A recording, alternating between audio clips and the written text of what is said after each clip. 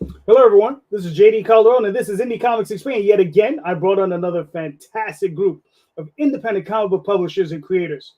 But before that, please hit like, hit subscribe, share out the video, let everybody know we're here. Go check out the Oswald Chronicles, currently on Kickstarter.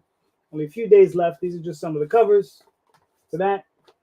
All right, so like I said, in the show notes, link, go hit it, go pledge. There's a lot of creators down there, a lot of links. Hit them all, go pledge. But without further ado, let's bring on this guy, one of my favorite people in comicdom, this dude right here. What's up, Streamland? I am JD Rosario. Thank you for having me. I've been producing comic books for over 15 years, and I'm happy to be hanging out with everybody tonight, and I want to see what they're putting out there in the world. All right, cool. And this is my other favorite indie guy. There you go. I'm Damion Waldbrunn, creator of Realm X, O-Toys. And speaking of which, if you stay to the end of the show, I might show you something new that's coming out from O-Toys in January. What? Nice. Yep. Okay. Mr. George, please introduce yourself, sir. What's going on, everyone? This is Jorge Medina. I am one half of the podcast Catch the Craze. I also have a book called The Adventures of Wonder Duck and a book called Rust 5377. You can check out my website at getyourmeds.com. Cool. Yo. What's up? What's up, Tony? Introduce yourself, sir. I'm Tony James. Tony James. I am the creator of a comic called Star Noir that's currently kicking butt on Kickstarter. Go check it out. It's Chinatown meets the X-Files. Great book. Cool. Jeff. What's up, everybody? I'm Jeff Schiller. I'm the writer, co-creator of Magic Powder, which is also kicking ass right now on Kickstarter. And it's like The Wire meets Dungeons and Dragons, if we're gonna pitch it like that. Nice. What's up, John? Hello, I'm John Escobales. I am a writer of Road to Valhalla, which will hopefully be kicking ass on Kickstarter next month. And I'm just always looking for trouble. So. Yes. Hey guys. Hey JD. I'm Nandor Fox Schaefer. I'm an award-winning comic book writer. I've written such books such as Seasons, Lifeline, and Man-Child, which is my latest series. And issue 2 is funding on Kickstarter right now. We only have 6 days left, so go pledge and go back it and support indie comics. All right, listen. We've all won awards here. We made it here. Anyway. You got an award?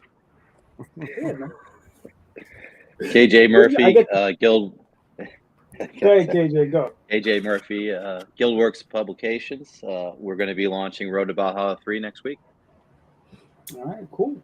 Nice. Gentlemen, all right, so let's jump right into it. Like I said, thank all you guys for being here. And like I said, Nandor, we've all won an award. We all made it here. We're all producing indie comics, so it's awesome for everybody.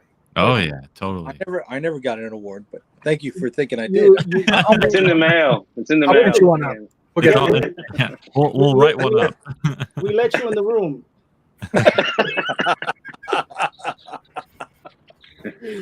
All right. So we're all doing all of us are doing campaigns at some point. We've either done them, running them, gonna do them, gonna continue to do them, whatever. We've all done them, right? We're all over the place with this stuff. So what is the key add-on that you've added on your campaign that you felt has done the best for you, right? And that you would advise someone else to? Damn, this room is full, bro. Let's start with Mr. Medina. Good. I'm glad you started with me. Because I only have one, and if somebody took it, I was gonna be like, oh yeah, that one. I think the digital reward. The digital reward is always the best one because it's if you can't, shipping overseas is out of control. So when you can provide a digital tier for those overseas, then that obviously helps you just expand your fan base overseas. Whereas if you try to ship everything out there, it just gets too expensive. What's up, C. Michael? So yeah, I would say the digital. All right, cool. Tony, we'll go with you next. I'm gonna say the digital. It was a good answer for all the reasons. Just the This is a game show. I'm is sorry. crazy. Good answer. International shipping is crazy. So yeah, no, it's digital. That's the good add-on. All right. Tripping. Jeff, we'll move on to you, sir. What do you got? I would say the digital. No, I'm just kidding. I would say here's one that's free that you can give any comic can use it. You do the name in the comic add-on, the thank you page. Oh, okay. So like even on digital, like because sometimes I have it just for physical, but this time I've made it to where even digital people can get their name in the comic because I feel like they wanted to and they didn't have an option. So now you pay a couple extra bucks, you get your name on the thank you page. And it's just for people that, want to fund it a little more than paying for the comic. Because anybody can get the comic retail price or even actually less. I try to do it cheaper. But, yeah, I got a little bit just for people who want to throw a little extra on, That's fun. That's a good one. Like, especially, you don't have to put in much more effort to just get a little bit more money. What do you suggest as far as, like, what do you charge? I don't know, $3, $4, $5? Yeah, I would say, keep it under, $5 or less. I think mine right now is like $3, maybe even $4. I'm not even sure. But yeah, it's $5 or something like that. It's like because like other people put in like the extra funding, they have the tip or whatever. Instead, you could just at least get your name on there. And some people will get a kick out of that. Like some people will just back a comic just to get their name and show. I don't know. It's just funny. All right, nice. I like that one. Free money for just a name. Thank you, John. Let's move it on to you, sir. Shit.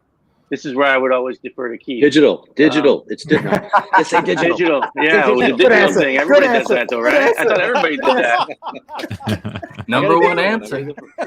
Number one answer. I think the other thing we just we're planning to add is the overseas option, right, Keith? So that's my answer. The overseas thing, because we actually had people asking us for it overseas for the first 2 Kickstarters, and we just we've only done 2, so it's relatively new to us. The idea of shipping overseas seemed like a fiasco. So, but we've been getting stuff from overseas. So somewhere along the way, we had to do the homework and figure out. I guess if we can get it, we can send it, right? Mm. Yeah. So there you go. That's my 3 cents. Gotcha, Nando. Well, I think for me, as a customer, as someone who's like looking at crowdfunding campaigns and wants to add on something, it usually for me it's like a previous book that the creator has done, because I like to look at their back catalog, and if I've missed out on a book they've made, maybe we're on issue 2 or 3 or 4, and as long as they have the previous issues on there, whether it's digital or physical, I prefer physical for myself, but I like that option. Like maybe you don't want to put it in the rewards section, but in the add-on section, and that like is a way to kind of clean up your layout too when it comes to the campaign page, because you can put all of your backlog in the add-ons part. And so for me, I think that is a key thing to do if you've done a few books, because one, you're of course getting more towards your campaign, but the customer is also getting a lot of content, and then they feel like they can be a part of your story, like your history and what you've done. And so I would go with having your backlog available in add-ons. Oh, cool. That's a good one. I agree with that one 100%. Yep. It's worked for me. Yep. KJ, what do you got? So mini prints, we did pretty well with mini prints at a low cost, and you could fit them in with a book, with the physical book, in addition to digital. But and then sticker bundles, when you give away these stickers, they're easy to ship out as well. And it's a nice way to get a couple extra dollars. All right, cool. I mean, the prints is a good idea. That's nice. Let's move it over to one of the co-hosts, Mr. Damion. What do you got? I'm gonna self-promote toys. Make toys. You want toys? You come to me. I make your toys. Good to know. They've worked really well on a couple of Kickstarters. Kenny Aiken, Brian Rodman, even a couple other people I'm losing the names of at the moment. But they're a higher priced add-on, but it's something that a lot of people don't have. and it's something that they go to one person, I make it, I produce the entire thing, I give it to them, they sell it for whatever they want to sell it for. That everybody said pretty much the same thing. I think digital's always good. A couple of people have been doing lately where they'll go to friends who are making comics and get a digital copy of their book. Yep. Kind of add to a package, which that's been the kicker for me on at least 2 different Kickstarters. Is there's stuff I've either missed, didn't see before, didn't know about. Sure, yeah, I'll totally get that package and get free comics. Who doesn't want free comics? So, if you're not going to do toys, anything to me really is a good add-on, I think. But if you're going physical stickers and stuff, definitely digital comic, something like that. Cool. Mr. Rosario. Okay, I'm gonna go against the grain. Not gonna say digital. I'm gonna go with Nandor and say your catalog, baby. Okay, Yeah, your catalog. That's the best thing. People always want to catch up. Trades are really good. You get high margin on trades. So your catalog, man. That's it. Issue 1 is going to sell issue 1. Issue 2 will sell issue 2 and issue 1. Issue 3 will sell issue 3, 2, and 1, and so on and so forth, right? Scale that up to this trade would also sell this trade and fill in the blanks. Cool. For myself, I agree with everyone, especially the back issue thing. But I've seen something that I've been able to sell in the initial campaign and then just continue selling as pins. I have a small, which is over there somewhere. I have a small pin that I have, about a 3-inch pin. I sell it like $13 or $12 or whatever it is. And every campaign I'm selling 10, 15 of them. I'm almost out of them. So it's gotten to that point. So, but I think those work. I've done some t-shirts. They don't do as well because they're higher margin or a higher markup. But I sell 5 or 6 per campaign. So within, I don't know, another 2 or 3 campaign, I'll be out of those as well. So, yeah. So and the one good thing about the t-shirts is I paid $5-6 for them. I'm selling it for 20, 25, depending. Triple X is like 30 for the big boys. So it just depends. You charge extra for Triple X? Well, they charge me extra because they're like $9. Those are $9 to produce. Yeah. But when you're buying in bulk, you know what I mean? It's offset with the cost of everything else. So you bring it down. Now you you're buying because of bulk. Right. It's $9 because it was bulk. I make a fat joke on myself. It's fine. Oh, sorry about that.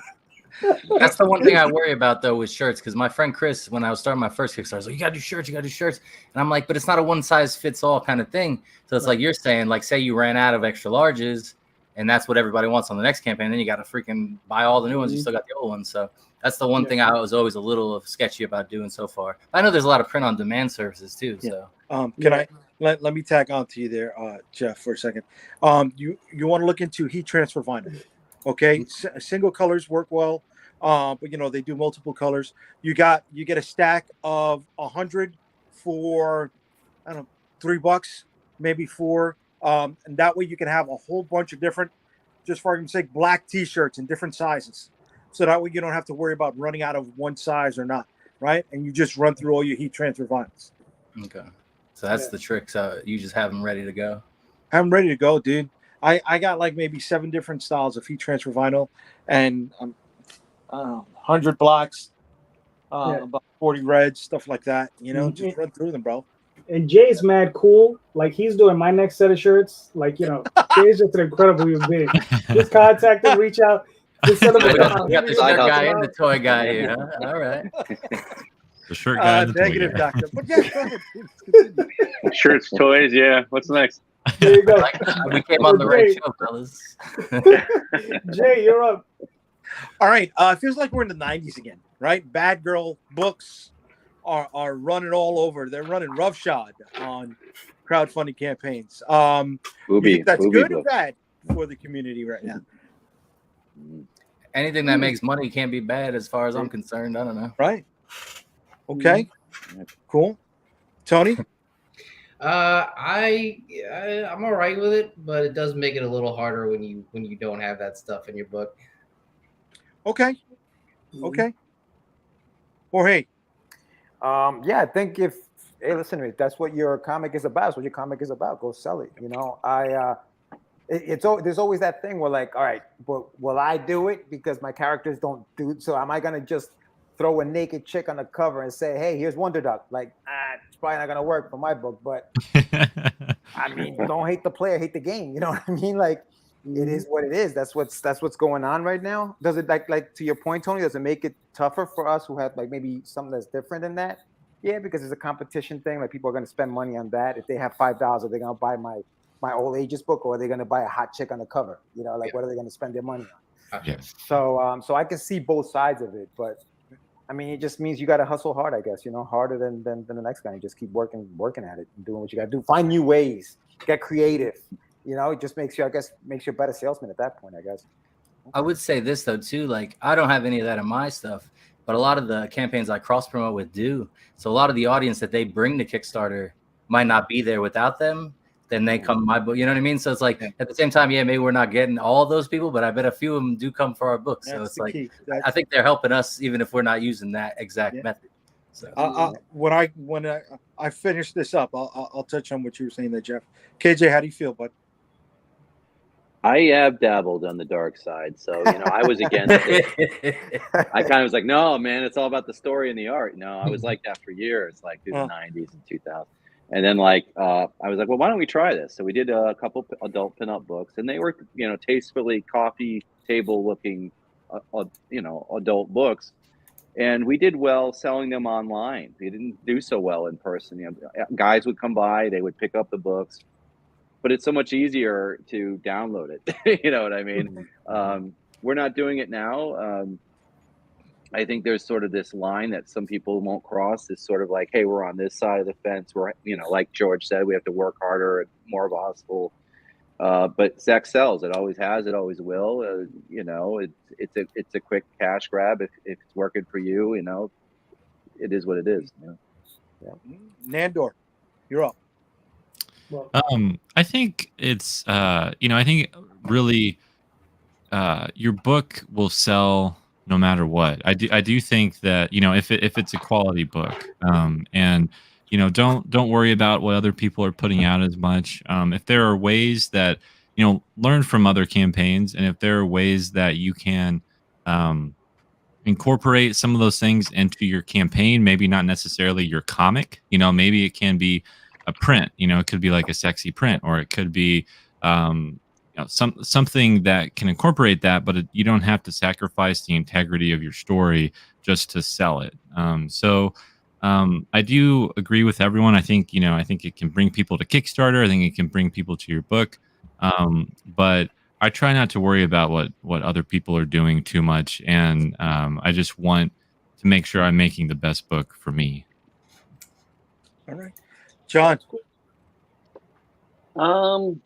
Yeah, I mean, we actually do have a girl in our book, and we've considered going that route, but I mean, we don't use her that way in the book. So, then there's the whole Frazetta side of it, right? I mean, Frazetta, if you can get an image that,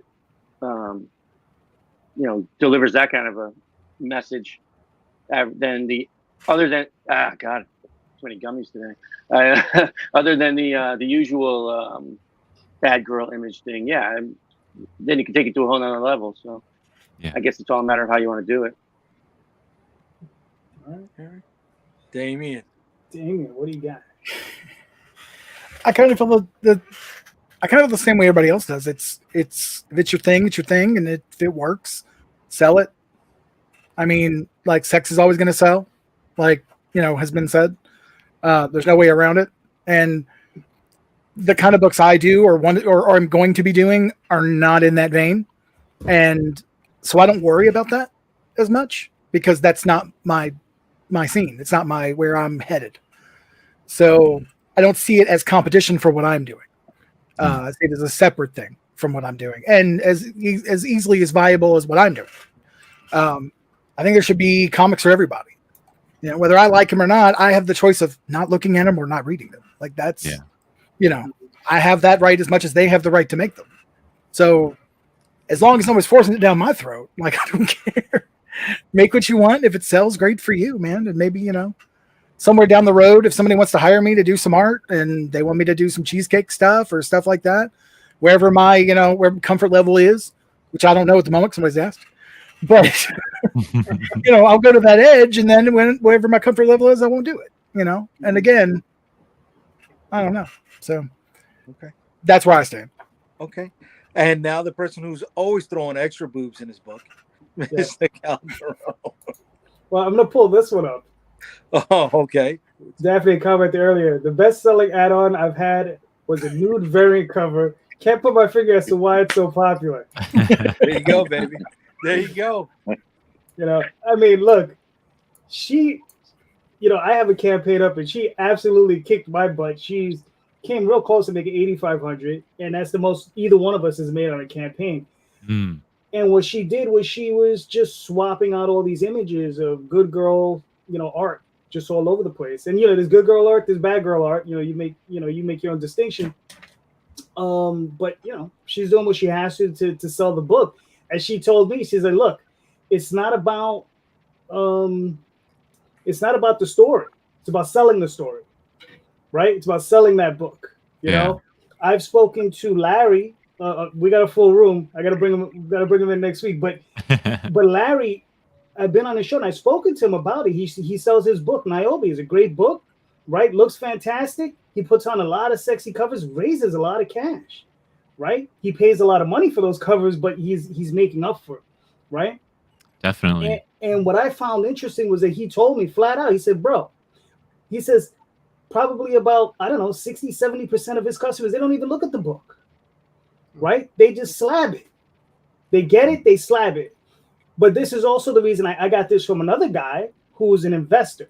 He likes to buy the book. He likes to slab it, invest it. He says, you better damn well give me a PDF with that book because that's the way I'm going to read it, right? Which I found interesting. I was like, okay, that's fair. I said, you sell the book, give him the PDF. All right, I do. That's what I do anyway, right? And he slabs his books, and then he gets the PDF. So you get a fan to read it, and you get them happy that they got the nice cover of whatever, So I don't know. Like I said, when it comes on the Oswald comic, I'm selling a mouse. I have a hard time. He wears a bow tie. So I was like, what can I do? So I can't even get involved in that. But Girls of Terror X, you never know. Look, the Max had to put the girl on the cover too, right? Sam Keith had to put her on there. Oh yeah. To sell the book. Jeff, yes, it is bringing people to the platform, dude. I know everyone has had struggles trying to tell people about their book on whatever crowdfunding platform that they're using, and having to use half of that time they're talking to them, pitching them on how to use the platform, right? So whenever more people are coming into the platform, whatever's bringing them in, we're all going to benefit. Are we going to get everybody? No, but can we get some runoff? Hell yeah, I'll take some of that, right? Aside from crowdfunding, I don't know if you guys go through Comic-Con and look at numbers, monthly sales numbers and stuff like that. Zenescope is on a monthly basis bringing in a gross sales of anywhere between $85,000 to $95,000 a month. All right, you could go through Comic-Con. We all know what the diamond discount is. You can very easily do the numbers and find out how much he's bringing in net, because we know how much he's going to pay for, printing and we know the names that he's using on those covers, right? So I'd kill to be bringing in that kind of money, right? If I'm bringing in that money, forget that. Look at Polito. Polito just finished his book, over $500,000, right? Yeah. And there's a few campaigns going on right now. Naughty and Nice is over $70,000. There's some Detective Lovecraftian book is up $11,000. Another Morgan Le Fay book, Bad Girl book, right? That's over $20-something thousand. So they're hitting big numbers, right? They're hitting 5 figures. I've been doing this 15 plus years. I know some of you guys have been doing this more. You know how fucking hard this is, right? And if I could get one of those books out and take a little bit of runoff from that and put that into building another property, I'll do that, right? I'll use that to build my passion. So I don't think there's anything bad with it if it's done in good taste. Look, Billy Tucci's still making a name for herself out there, right? Yeah. Why not? Why not? I sell out. Anyway, Here's my question. Sell that Here's my fucking big ass, question. baby. Shit. Has anybody done a cover where the character hangs dong? Or is it just all nude women? No. See, this is trying to make money, buddy. Right? Check this out. Bad girl movies don't sell. Bad girl toys don't sell. But bad girl comics sell like fucking hotcakes, bro. Right? It goes back to that. I hate to say this, to that pre-program spank bank material. Right? So fucking move it, dude. Move it. You know, you don't have to do topless books. Right, you can do tasteful stuff, whatever. You can do lewd, you can do side boob, but as long as it's a good fucking story, then god damn it, right? We're creators here. I'm sure we can take our skills and paint a pretty picture around that. Mm-hmm. And I think Larry's right. Look out! He says there's a formula for Bad Girl Comics. There's a follow it for you, make it a good book, and it'll work. And that's just what it is. What the thing is all of us, right? I guess the majority of us, so all of us, really, we've all started our books, and we weren't thinking about that. We were thinking about bad girls and all that stuff. So we're just like, we got our story to tell. That's what we're telling, and now we're stuck in the spot where we're like, damn it, I wish I was at X instead of Y, right? And it's just listen. I mean, maybe on the next project. That's how I look at it. So I hate to say this. Can you get rich doing this? I don't know. I haven't. But can you make money? Fuck yeah. I want to make money doing this, man. Right? Yeah. I know my artists have made a lot of money. Yeah, right? You ain't lying. Everybody's making money but me. Yes, you're right. Exactly. Yep. I know I'm financing somebody's lifestyle overseas, but it is what it is. So, JD, quick question for you, Rosario. So you're putting out a book where you're gonna incorporate. You have a character that has that. Yeah. What do you do if you don't make the kind of money that these people were making? Do you try it again, or do you just say, I guess that wasn't? Well, this is built like a one shot, right? So the story can be told, and if I got to put it to bed, I'll put it to bed, right? But there are seeds in there to keep exploring if it does well. No, okay, gotcha. And if it doesn't work out, whatever he's drinking now times 20. And then that's what's gonna happen there. Yes. That's the solution to everything that doesn't work out, right? Report back to us. Yeah, let us know how it all works out. Yeah. Damion, you're up, sir. So I'm going to go the other way. I'm going to go in a different direction with this question. So, Cliff Biggers, Comic Shop News guy, posted earlier, I think it was last week, that he felt to some degree, now bear with me when I say this, that because of the comics code, that comic creators had to try harder to create an all ages story. And that without that presence to push against, a lot of creators have gone, when they say all ages, go straight to Cartoon Network style art. Not that there's anything wrong with this, not an opinion, just, go to a very child-oriented place with their stories and their creations, and may not try as hard to create an all-ages sense of something like, old Marvel or DC, where they had to be relevant to everyone to make that money, to keep the money coming in, to keep that flow. And I've really been trying to ask different people their opinion on this subject. Do you think that without having something to rebel against or push against, with that sort of code thing being gone, I mean, Indy's never really had that issue, but do you think that all ages should mean anything in particular, or should it mean something very specific in an indie comic sense? All right. Tony, you're up. To answer Davey's question? Yes, sir. Well, first, anyway, we're all going to answer the question, but yeah, you're first. I mean, it's really tough. It's really tough to make something that is for all ages, like says truly for all ages. So I mean, I feel like you're either stuck in that Cartoon Network style, or are you just fully committed to making something that's, you know, for older people or older readers? So I just feel like it's tough to play both sides. So you're either deciding you're going to be truly all ages, or you're going to make something that's a little more adult. Okay, that's fair. Let's move it over to George, and then we'll go to Jeff. So George, you first. All right, so Damion, just clarify the question for me a little bit. So you're saying, yeah, go ahead. The thought was that with something to push against, to have something at that time, 70s, 80s, very early 90s, before the code was actually disbanded, it caused comic publishers to have to really think about how they produce their stories and who they're making the comics for. And because they had to be able to get into the markets to make the money, they had to make broader stories for more people without there being a lot of niche comic creation. Without that in place, without something, a real defining line on what all ages versus, adult or whatever, how would you define all ages? Like, how do you feel? Like, do you think it should be something specific, or do you feel like it should be a broader term? Where's the line of delineation? Yeah, I think for me, all ages is something that the entire family can enjoy, right?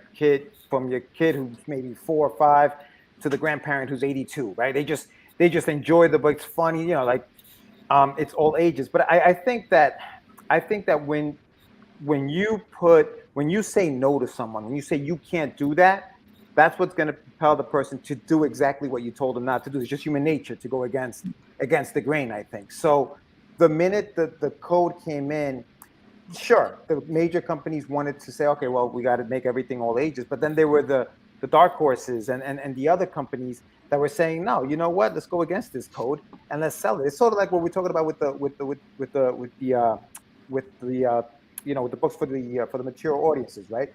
Mm-hmm. There are people who are saying, you know what? F that. Everybody says we can't do this. Let's do this. Let's put girls on the cover and sell them. And I think people are saying, yeah, that's what I want, and that's what I'm going to go buy. Mm-hmm. So I think, in a long way to answer your question, Damion, I think the all ages, I think, should be something that I don't have to check to see if I can give that to my 12-year-old nephew or my 6-year-old niece.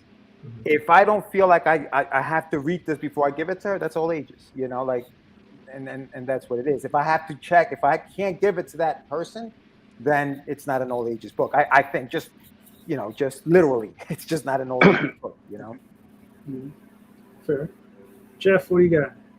So, as far as you're saying, Damion, do I think the art form changed because of the code and for the better and stuff like that? Or if it didn't exist, would there have been as much push in different directions? I feel like, just mainstream opinions and stuff like that is enough of a thing to guide art in a way that it'll go every single direction anyway. So I don't think the code really mattered in that way. I guess it did directly with Marvel and them, you know what I mean? But I think as far as artists go, like R. Crumb and stuff like that, I don't even know exactly when that all started happening, but I'm pretty sure those kind of crazy comics were going on before the code ever came about. So True. But there was a time where indie comics meant those comics. Right. Where indie comics were Freak Brothers and Crumb, and that was what indie comics were, while the code was enforced. Well, now without those. Well, hold on. Those are alternative comics. True. The names have changed. Or excuse me, underground. Those are underground. More to the point, yeah. Yeah. Alternative is like Fantagraphics, but underground comics is our Crumb and for Freak Brothers and those books. Those are considered the underground. Yeah. I know the terms are a little weird. So it's just old. Consider old comics. I consider your biographical stuff that comes out of Fantagraphics, if you like that sort of thing. And then you have your underground comics, which is a little bit more filthy, but fun in its own way. Yeah, I would say, where does American Splendor fall in on that? You know what I mean? Because it's not really filthy, but you know what I mean? It's not really, I guess it's like you said, it's the autobiographical version. So I get what you're saying there. It's all. So I would say the terms don't really matter. All the things like that don't matter because the art is always going to find its way around everything. You're going to find the all ages. You're going to find young adult stuff. You're going to find, basically porn. You're going to find everything. You know what I mean? Action. You're going to find superheroes. You're going to find crime. I don't know. I don't think, any kind of term like that really it's too generalizing. Like it doesn't really fit anything. It's just something like a journalist needs to write an article. You know what I mean? It doesn't mean anything. Okay. Cool. John, what do you think? I think that's an interesting take because I think the push from the code for Marvel and DC, I think, I mean, I grew up on 70s and 80s Marvel comics that didn't shy away from too many social, commentary. They didn't throw it right in your face all the time, but it was there. And, as a kid, I learned a lot about those things from those books. And I think the term all ages, I think there's room in it to treat kids, like they're a little smarter, give them something to think about, something they can question. But yeah, I do also see George's point regarding, all ages. Where we are now, all ages has become something very, Disney, very, very clean and very. You would hope there's some kind of a point to this story from the beginning to the end regarding moral or whatever, so that yes, your grandmother can watch it with your 6-year-old and everybody gets something out of it. So yeah, I think it's got a place. Keith and I actually did a kids book a couple of years back, and when we were first putting it together, a lot of people were like, "That is way too scary. That is way too dark." And yeah, we cut some stuff and we changed it around, but I think a lot of the kids who I know who got that book still enjoy the book, and that's like 6 years ago, Keith, right? Yeah. So yeah, I think the whole all ages thing. Yeah, certainly the business changed from it, but I think it might have changed for the better. And then of course, like you were saying before about the push, the push brought us American Flag and Nexus and Dark Knight and so many other great books that we love. So yeah, it definitely made a difference. My 2 cents. There you go. Nando, no, it's awesome. Nando, what are you thinking? Man, it's such a tricky topic because as was said in one of the comments in the chat, it's like society's changed and like what is acceptable for kids has changed now. I mean, you watch some Cartoon Network shows now and you're like, whoa, like they would have never aired that, even when I was younger. And so I think with all ages comics, I love seeing them because it's something that I feel like I don't see enough of. And so I love seeing people make all ages comics. And it's always interesting when I don't like have ratings on any of my comics, like when I print them, and so it's interesting when people come up to my table and they're like, so what would you rate this? Or, what like, could my kid read this? And it's always an interesting conversation to have because when I'm making it, I'm not really thinking about that. I'm just thinking about the story and I'm thinking about how I can write the best story I can. So like, I have to look at, the content. It's like you kind of have to look at, the language, the content. I sort of think I sort of pitch my stories when I'm talking to like parents as like a movie rating. Like, okay, this is a hard PG or a PG-13 or so if you're comfortable with your kids enjoying that, what do your kids actually watch? What do they do? Because every kid is a little different. And so I try to look at that when it comes to what is actually in the comic itself, and then sort of that case by case basis. But I do think there's room, of course, for mature stories for kids, and you can have a more mature art style even for like a G-rated comic, and you don't lose any of that integrity for the story.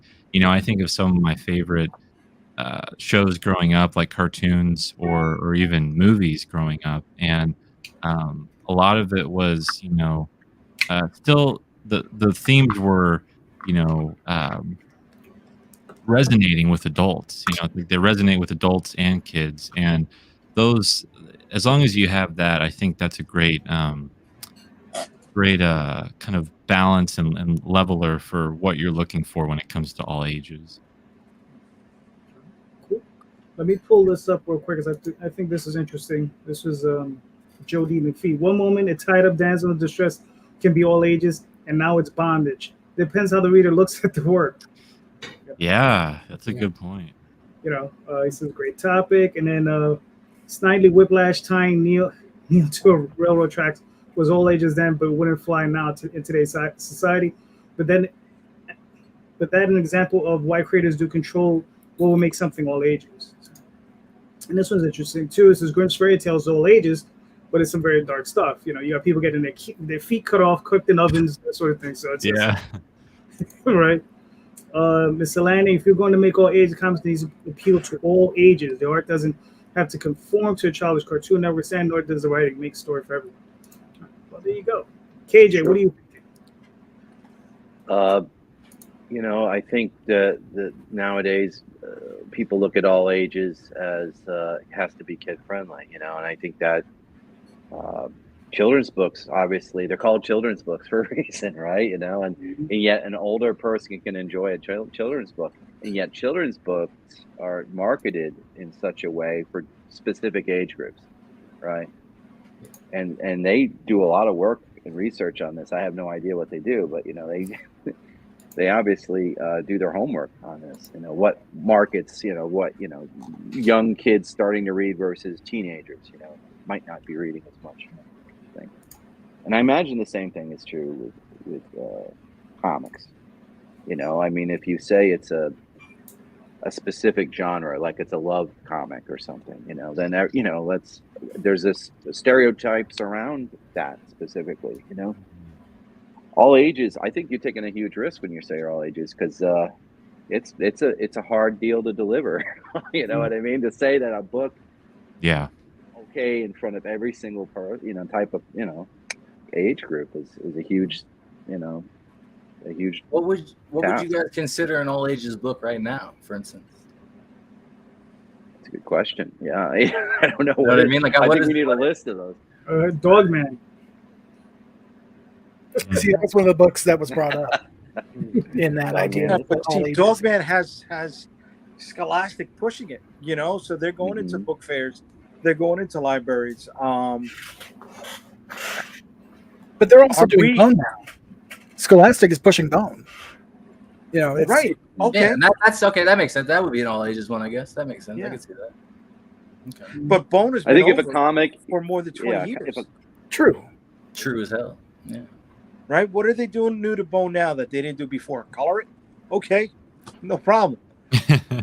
I mean, and I'm not knocking Bone. I picked them up myself. Markets. Well, I'm not saying it's pushing boundaries or anything. I'm just saying, like, it's 20 years after it's been over, it's still selling enough that it's, Scholastic Comics pushes it as one of their main books. Right. So it's just not selling on Netflix. I know. Well, they suck. So.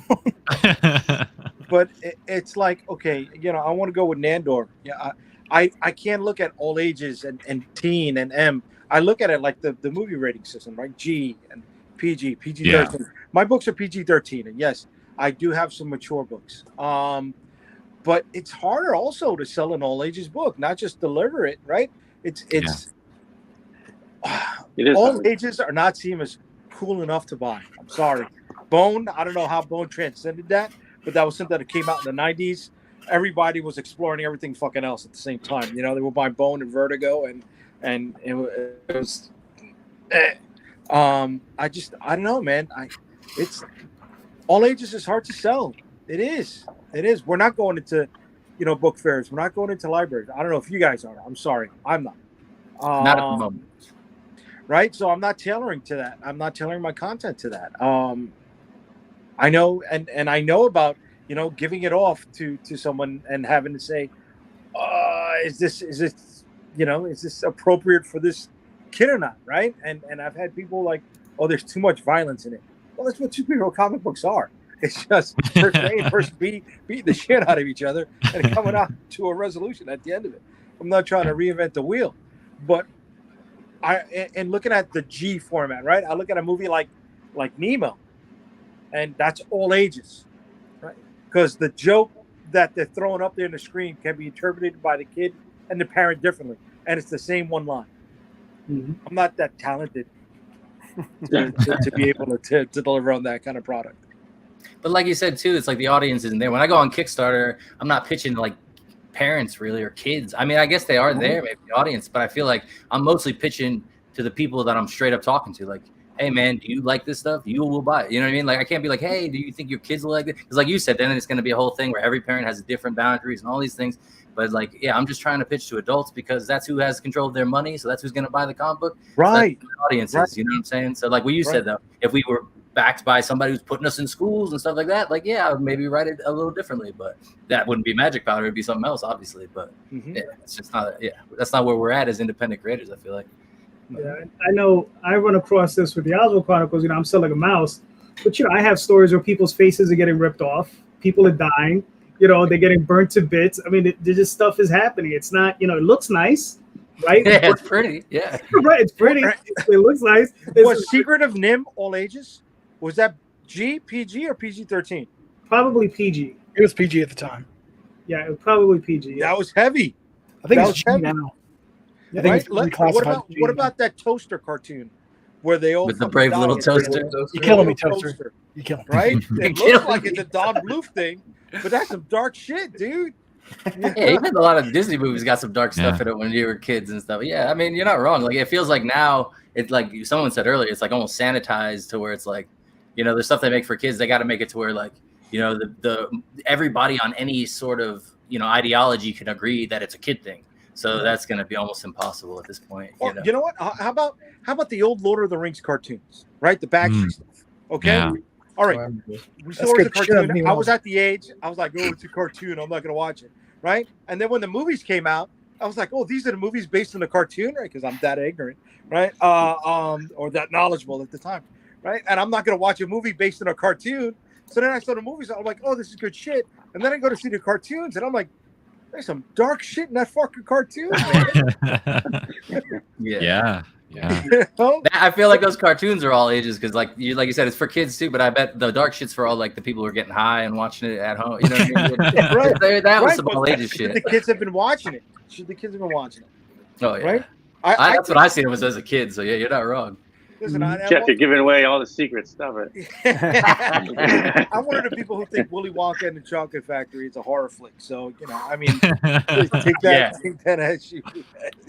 Yeah, exactly. It's all about the mindset you watch things or read things in, I guess, too. The mood you're in. You know what I mean? You can take things so many different ways, even just as one person. So never mind how the world's going to take it. Yeah. I think Jay just scares easily.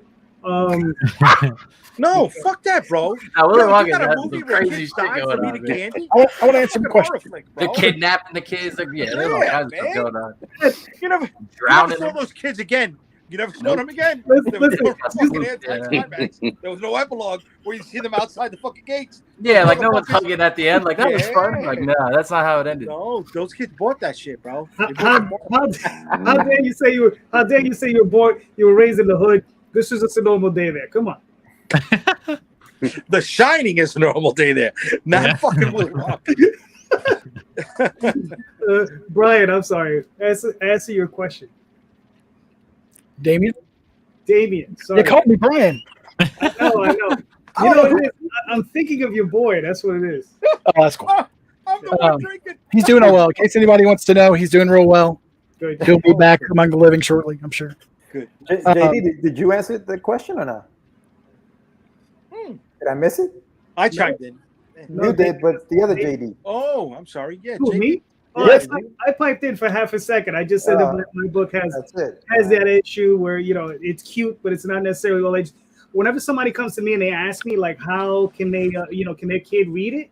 And I say, look, if they can watch Lord of the Rings, the movies, the Peter Jackson movies, I'm usually like, if they can watch those films, they should be able to read this book. No problem. It's not going to be an issue. There's no foul language. There's no nudity. There's nothing like that. You know, but there are some adult situations. And that's pretty much it. You know, that's usually how I approach it. So it's PG-13. People come up to our table. I just say no. No, your kids cannot read this book. Yeah, Keep sometimes. Yeah, We're horror genre, so Yeah. Here's some candy and a sticker. Enjoy the show. Keep walking, kid. Keep walking. Don't stop. Right. Don't stop. Before I answer, someone who I trust to know much more than me about the subject, Daphne said that Seer and Nim was G-rated. Yes. Oh, okay. So yeah, I can't talk. I was incorrect about that. So, Oh, wow. Here's how I feel. First of all, the code's not around anymore. It doesn't apply to us. So you kind of have to take that out of the equation. What are we pushing up against? Ourselves. Getting people to buy our stuff. Getting people, getting asses in the seats, essentially. Mm-hmm. So we don't have to define that. That's my feeling on it. We don't have to define all ages. We don't have to define any of that. We as creators have the capacity to make our story for who we want our story to be for.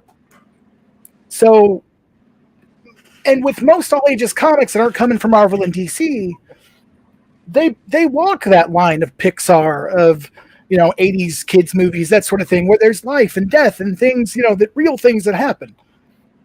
Maybe you're dealt with in a fantastic way, but they're still real.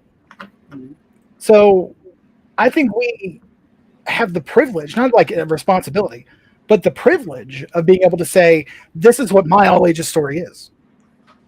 And it's up to the reader, and it's up to the fan base that may develop off of that, or the people on Kickstarter looking through your stuff to decide. Like George said, to him, an all ages book is something he could pick up and hand to these kids in his life. To another person, they may think their 14-year-old kid shouldn't watch Adventure Time, let's say. Mm-hmm. When people say Cartoon Network, that always pisses me off, because the best shows I've seen in the last 20 years that come out of Cartoon Network, Adventure Time, Steven Universe, shows that deal with real shit, real things, real emotional things. The entire last season of Steven Universe, not to get off topic, but was about, okay, after you win the war and you the heroes survive, and then what kind of PTSD do you go through? Having just been through this horrible experience, what do the survivors have to deal with?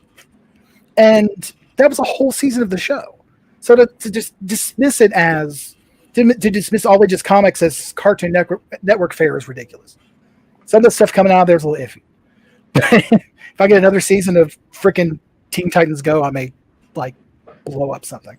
But the point is that we don't need these things to push up against, because we have the capacity to make the stories we want to see.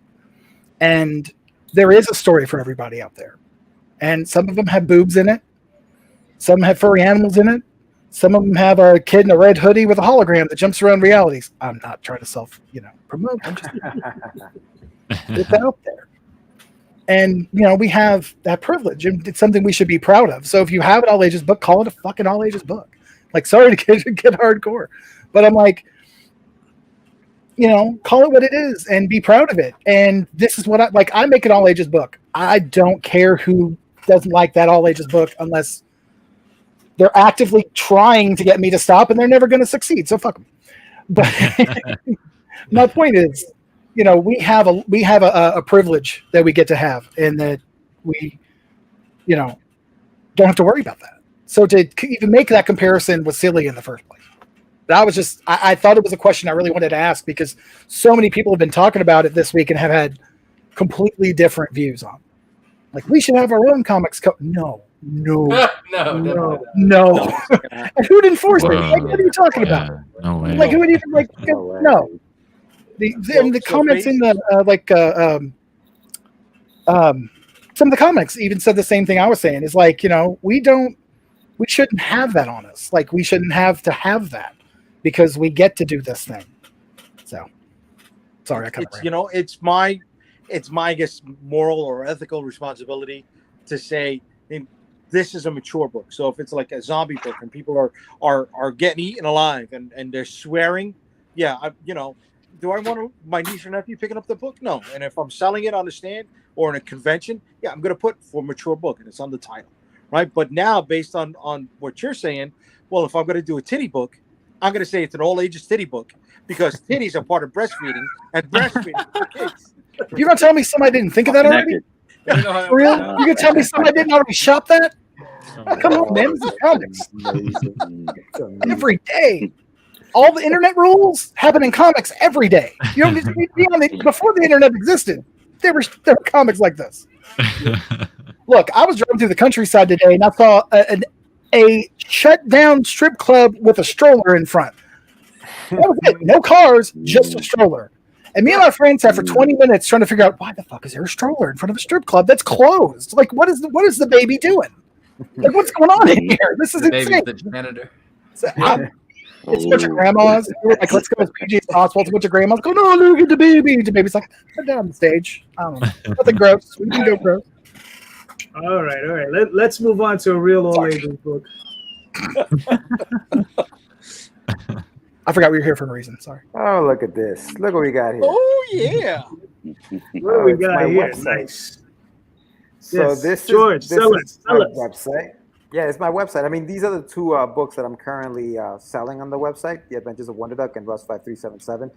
And Wonder Duck is more in the vein of back in the 90s. We're talking about the 90s, the Disney Afternoon, and those cartoons. You know, the Darkwing Ducks and the DuckTales and things of that nature. So that's what that book is about. And then Russ, and here's the thing: like when you're talking about that, Damion, like putting ages on these books, like the characters in Rust 5377, for example, are teenagers. They're 17 years old. So things that they deal with are things that 17-year-olds deal with. So 8-year-old kid may not want to pick up, or you may not want to give this book to a kid that age because he wouldn't understand what the hell's going on inside the book, right? So that's how I kind of deal with that stuff. I try to give, for example, certain books age groups, depending on what the age of the characters are in some cases.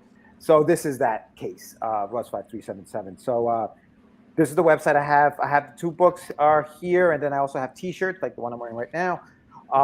And you know where I'm going to be as far as the next convention I'll be doing, shows like this that I'll be at. So I try to update the website as much as possible. I haven't updated it in a while, which I have to do. But yeah, if you guys get a chance, check out getyourmeds.com and pick up some of the stuff on the website. Cool. When do you think is going to be your next campaign? Maybe next year. Okay. You know, I'm like you guys do one every other month. I feel like I can't, man. It's a lot of work, and kudos to all of you guys who are doing these campaigns because these campaigns And they make it look easy. Like, yo, wow, for you real. guys. I'm like another one. All right, you're like freaking DJ Khaled. It's like another one. Like they just keep coming out with them. I'm like, that's amazing. But I'm not. For me, it's probably not going to be until next year. I want to have product completed before I do another one. And even though these two books are done, and they're like each one of them, the Adventures of Wonder Duck is 4 chapters, so it's 4 separate issues in one. They're both graphic novels, and then Russ is 6 chapters, so 6 issues compiled into one book. I don't know that I'll be doing that. If I do another crowdfunding campaign, it'll be for the next chapters of Wonder Duck, and it'll be for like a new project that I'm working on right now. So Cool. nothing in the plans, but probably next year, maybe late next year. Okay, cool. Looking forward to it.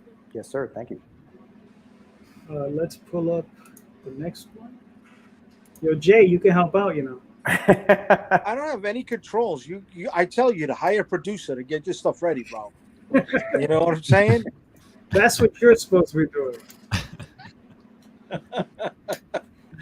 Oh, wait, there it is. Hey, There you looking go. good. This is my book. It's the first book in a 6-part murder mystery about a 1940s detective who teams up with a gray alien to stop a shapeshifter killing officers in LAPD in a Central Station, which is the Los Angeles most famous police precinct. And it's just it's LA Noir meets the X-Files. I mean, you got the glamorized nostalgia of the 1940s, and then you got the creepiness with the aliens that you would have seen in like in shows like the X-Files, where they kind of take those real world abduction stories and they kind of weave it into their own narrative to kind of give you that almost like grounded sense of aliens. It kind of really kind of creeps you out, that sort of fear of the unknown. But doing pretty well. Just got out of the mid campaign slog that was in there. So we're kind of going upwards to finish strong as we kind of enter the final 2 weeks of this thing. Cool. How many issues is the series going to be? There's going to be 6, and each book is about 40 pages long. Oh, nice. Yeah. So really, really great team that we have here. Every single one of these guys is just as passionate about this book as I am, which is a first for me. Usually, I'm the person championing the project, and I just have artists that bless me with their talents. But this time around, the artist, the colorist, letterer, like every time I say, hey, we're gonna do some more pages, they're so gung ho about getting more pages done. So I really like this team that we have here. So, do you want me to play the video? Yeah, go for it.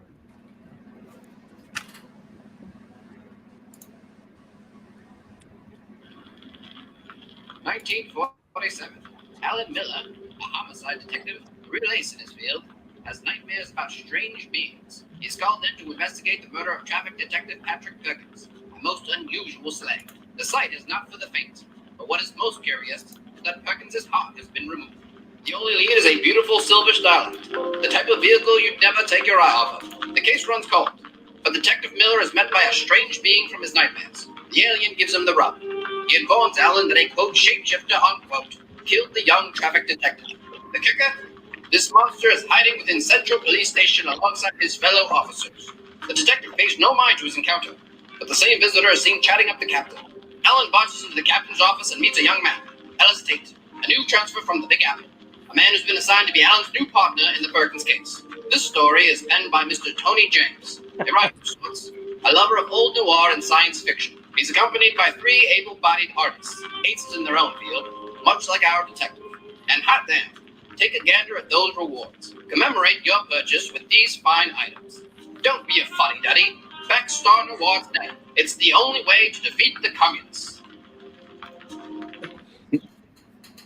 Dude, I love that. Cool. That's great. Yeah, that was so cool. Sucker for that whole old timey radio, Yeah. video. Shay, yeah. Who did the what is it, the Pan Atlantic Yes. accent? Who did that? Was that you, Tony? That was me doing that voice. Yeah. That's good. That was good, dude. Yeah. My girlfriend, she's always telling me I just do that joke as a goof every now and again, and she was like, for this book, you should totally sell the book with that. It voice. worked. Like, It works. It does. so yeah, That's got to be one of the better trailers I've seen. Yeah. No, that was awesome. Thank you. Oh damn! I love Oh this. damn! We lost a backer. Fuck, I hate What? that. That's a bummer. I hate that. It happens. That's how you find out. Yeah. Hopefully we'll get you 2 or 3 more. Yeah, no worries. But yeah, you don't have to play my trailer. My trailer is just me being like, I made these comics from you can trust me. Like I have 3 issues. I'm like, I fulfill all my stuff. Ask anybody. That's pretty much all I'm doing in my trailer. Like one of my videos. I got you, bro. Yeah, exactly. Like this is my background to work with, really. So I don't have a lot going on over here. So I'm like, yeah, let's just make it quick. But it is my most fully viewed video because I kept it short. So that's kind of good.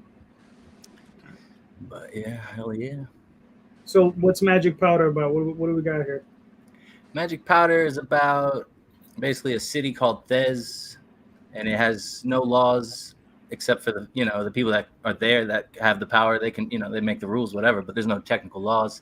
So this is a place where everybody goes, kind of like an Amsterdam type place where everything, if you want to try different drugs, which in this case Magic Powder is the drug, you would go there. So like the whole world is kind of coming through this place. So you get a little bit of everybody. Like right there in the picture, you got the goblin, and then right next to him sleeping is an elf.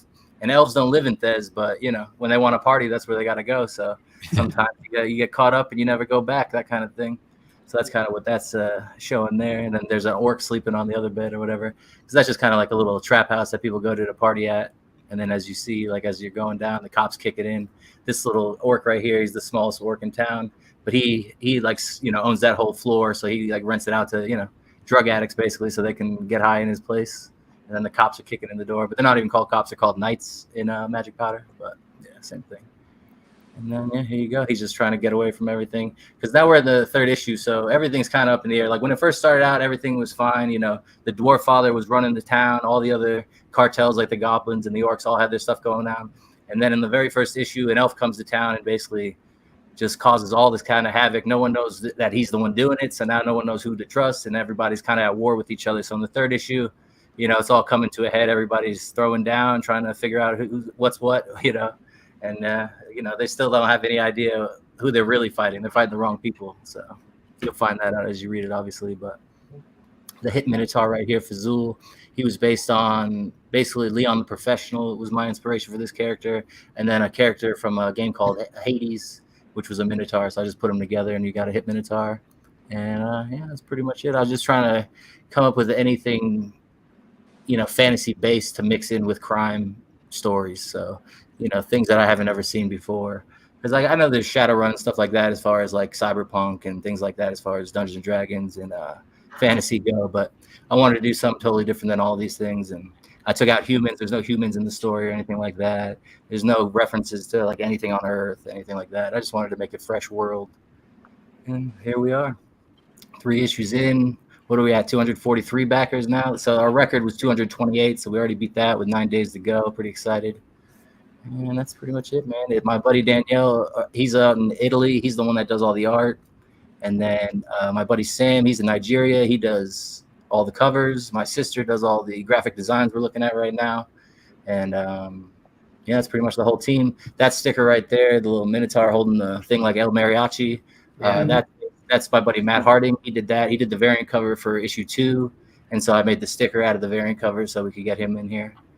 And yeah, I mean, we're doing pretty good, I think. I mean, we're trying to get to 5,000. We're right around 4,000. We got 9 days to go. I think we have 209 people watching right now, and we've converted 108 or something out of the 300 that are watching. That's good, dude. Nice. Yeah, I mean, oh, damn. All right. We hit 4,000, so we're at 80%. I'm going to put up page 9 when this podcast is over if anyone wants to see what page 9 looks like. That was what I told everybody. And then I'm going to do an update also for everybody that needs to get shouted out. You know how that is. And yeah, thank you, whoever just backed it. The 2 people that just backed it. Hey, you offered 3 issues, so I backed it. That's all. Hey, like we talked about earlier. Hey, that's what everybody says to do, right? Just keep it going. And I see sometimes, like, you know, people don't do print, you know, and I made sure to offer print and digital for every issue. Even the coloring book, I did like a coloring book campaign because I needed to fund a little bit of this issue, and I was kind of running low on funds with the way this year was going. And so the coloring book is in there in case anybody wants little add-ons and stuff like that. And actually, I have a copy of it right here. But yeah, so yeah, I don't know. It's been good. Thank you for backing everybody, and hell yeah, I'm glad I got on the show. I'll tell you that. Now, do you sure you don't want me to play the video? I mean, yeah, let's see it. I gotta watch it myself. I don't think I've seen it. Yeah, that's just true. You listen. If we don't, you know, we don't cringe on ourselves. You know. Yeah, exactly. What's up, everybody, and welcome to the Magic Powder issue 3 Kickstarter. I'll keep this short so you guys can get to the backing. So we've already done issue 1. We've done issue 2, and we've done the coloring book, and you can get them all on this campaign as well as Magic Powder issue number 3. We got the same team as always. I'm Jeff, the writer. We got Danielle doing all the interiors, Danielle Aquilani out of Italy. We got Samuel Awunzi out of Nigeria doing all the covers. And then we have my sister doing the Thez report, Raven Schiller. So this time, instead of doing a variant cover, we're doing a lore book. So check that out if you want to get a little bit extra taste of what's going on in Magic Powder. And then we got other things for you guys, like stickers and things like that. So check it out. Keeping it short and sweet, like I said. Boom. Come get it. With other campaigns, you got to worry about if they'll ever even send you anything. But with us, we've proven it 3 times. We come through the good. So back Magic Powder today, and we'll get it to you tomorrow. Nice.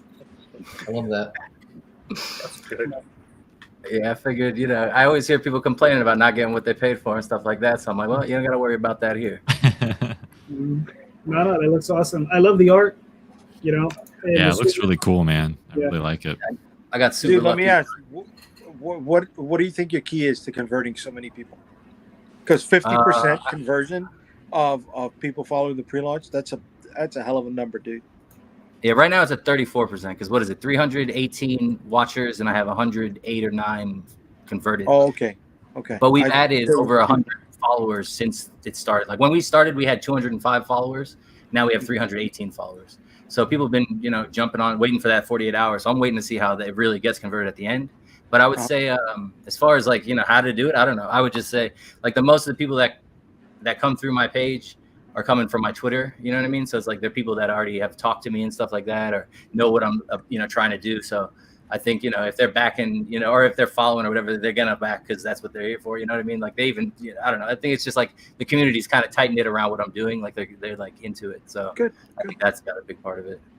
That's cool. Now, do you find Twitter to be better than, let's say, something like Facebook or Instagram? As far as by far. Yeah. I always have. I mean, I've been using Twitter since when did the Giants win that Super Bowl, Eli? 2008. So it's changed a lot and stuff, and it's not as great as it used to be. But as far as like interactions and what's the term I'm looking for? Engagement. Engagements. Yeah, engagements.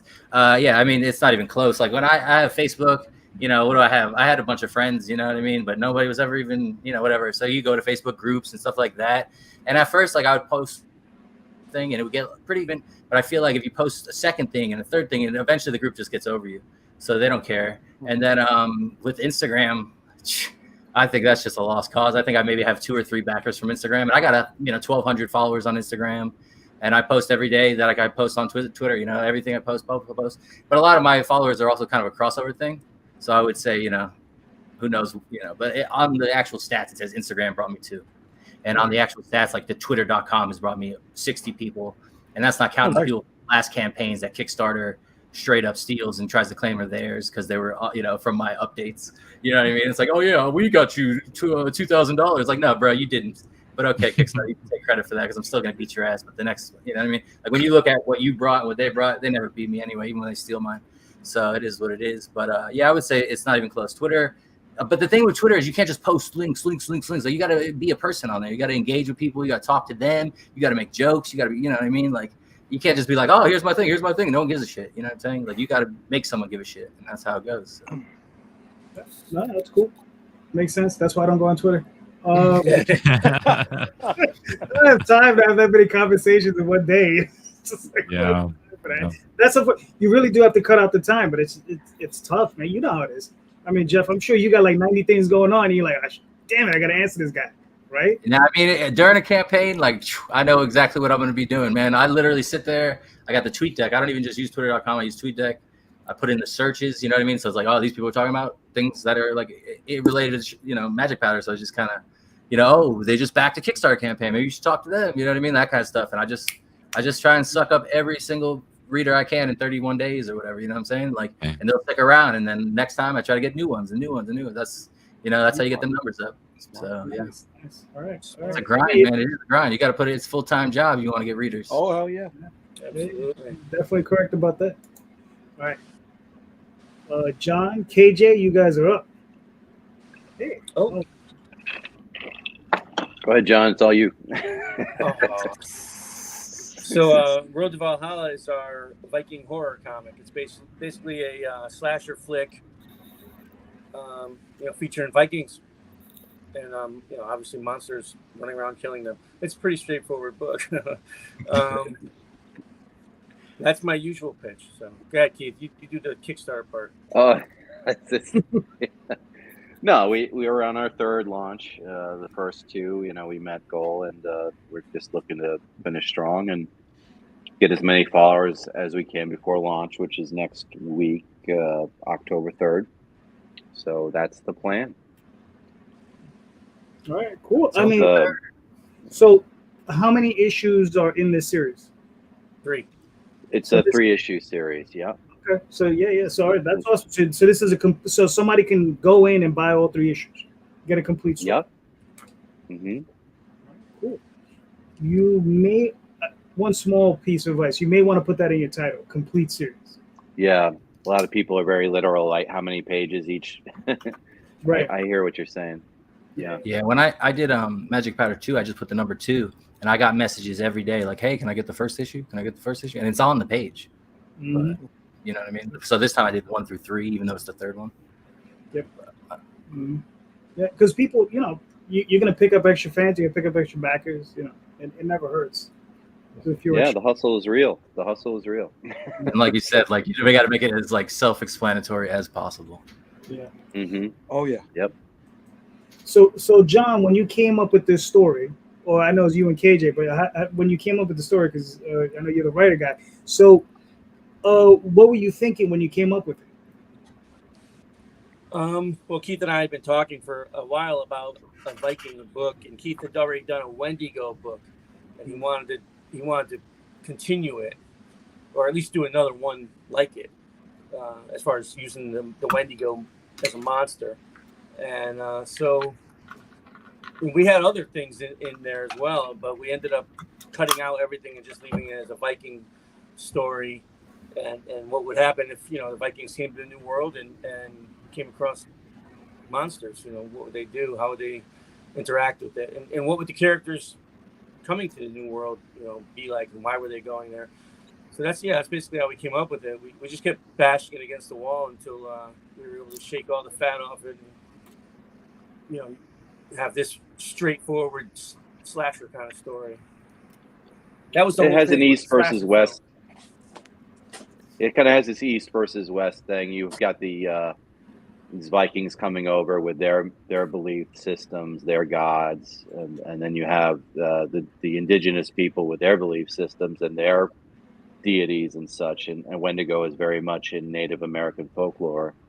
And then you have, the Vikings who don't know what the heck that is, so. It all happens in 3 issues. Nice. Yeah, it was pretty impressive, actually. I think John shaved the hell out of it. He wanted to do like an ongoing series, I think. I've got more enough than 4 or leftover 5 stuff issues. to write a novel about it. Yeah, I know. He went all in on it and really fleshed each character out. And then I was like, man, I don't know how we're going to do all this. And so then we sat down and he just said, well, I'll just lose this love story. I'm like, okay, cool. Like, it's like whatever you got to do. So. Sometimes you got to self-edit, man. That's the roughest part. Oh yeah. But I mean, well, we just knew we knew it was going to be a gory book, and we knew most likely nobody was going to survive. I don't want to spoil anything, but it's tight at the end there. It's pretty bloody. It's pretty violent. Cool. Well, I mean, I got the first 2 issues, so I'm looking forward to the 3rd one. So thank you. Everybody, go hit that notify me on launch. Now I'm just looking for people to follow. Yeah, that's what I'm looking for right now. So let me ask you. Well, I'll ask. It says coming soon. Do you know how soon, roughly? You mean October 3rd, Monday? Okay. All right. Cool. We'll be launching Monday. I'm broadcasting it pretty heavy now, starting tomorrow. Mm-hmm. Telling everybody. All right. Cool. Sounds good, man. Bring your friends. Let everybody. So I mean.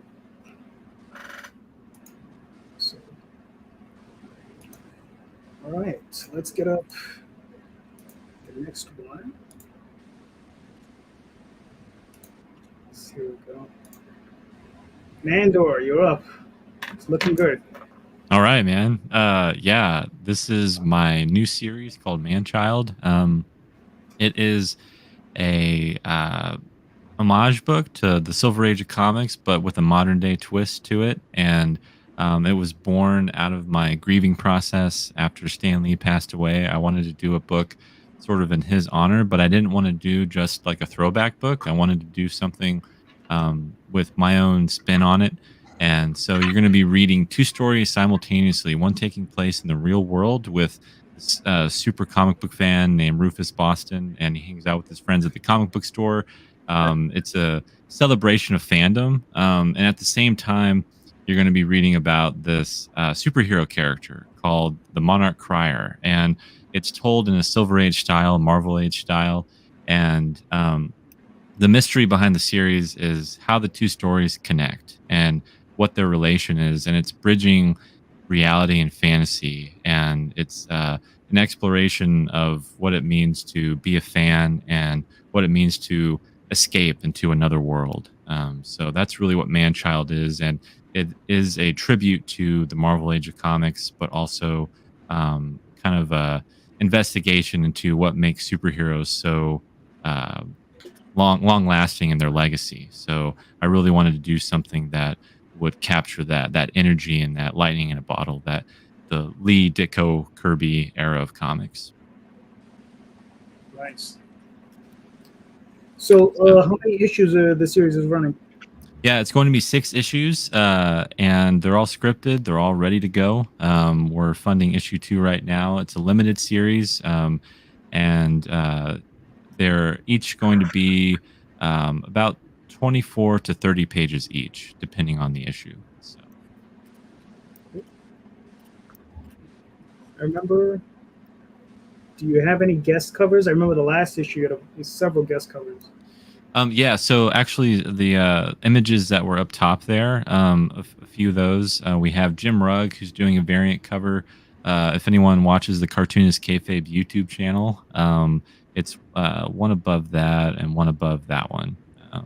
That one right there. Yeah. So, yeah, Jim Rugg. He is an amazing artist. He just got done doing Hulk Grand Design for Marvel Comics, and he also did Street Angel for Image and a few other books. But yeah, he did that cover there, so that's available. That's for issue 2, and then the one underneath that is by Marco Rudy. He worked on the Bucky Barnes Winter Soldier series for Marvel and New 52 Swamp Thing. He's an amazing painter. All of that piece is traditionally painted, and I actually got the original artwork for that just the other day. He sent it to me, so it's a beautiful cover. Really, really happy with it. Very nice. And you can get all of the previous variant covers for issue 1 in this campaign. So if you missed out, or if you wanted a cover from the last campaign, you didn't get it, you can get all those too. Nice.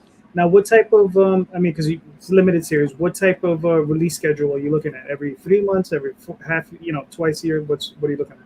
Yeah, I'm looking for twice a year. I'm trying to get it out as quickly as possible, and the first issue just came out this year. I'm hoping to have the second issue out early next year, and then hopefully the third issue out later next year. So I'm trying to keep to that as much as I can. Nice. You want me to play the video?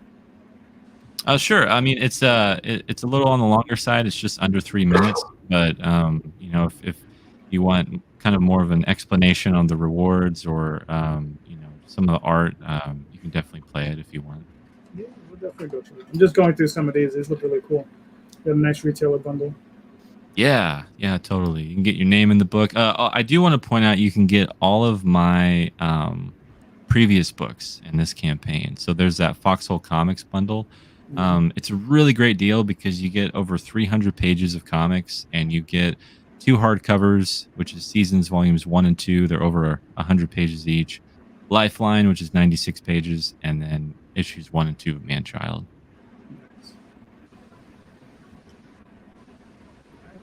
Now, how are you meeting the professional artists? Were you just going to conventions, walking up to them, or are you contacting them online?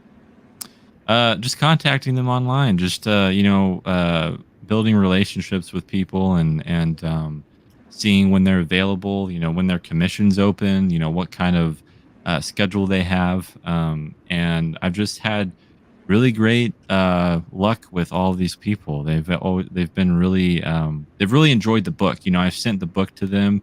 They want to read it, they want to check it out and see if they want to do it, and they've all really enjoyed it. So that's been really encouraging to me. Well, it looks awesome. Like I said, I got the first issue. Awesome. To this one. I mean, all right, let's play this video.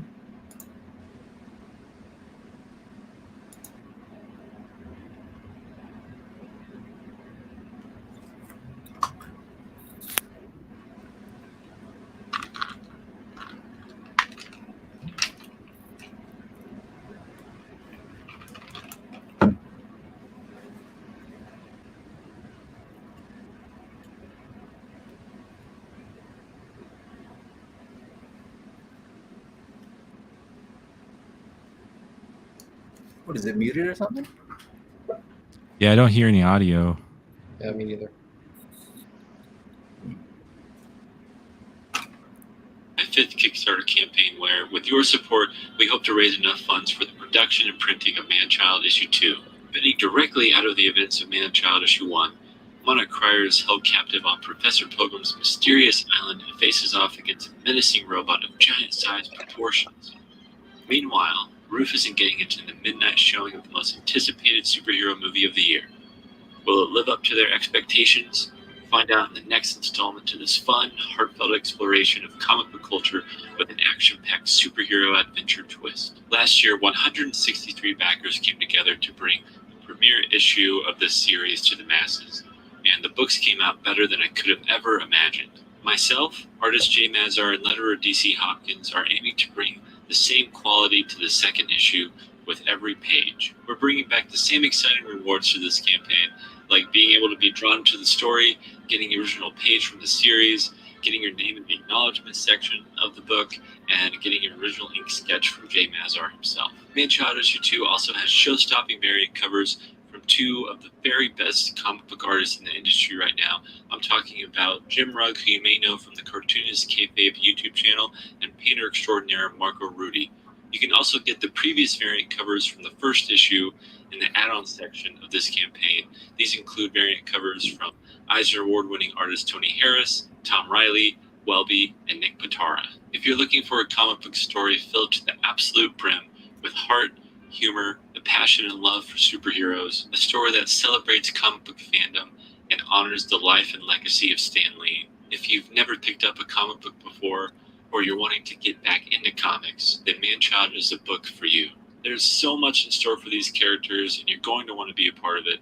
So please back this campaign today, and let's rediscover together why superheroes and comic books are so special. Thank you. Cool.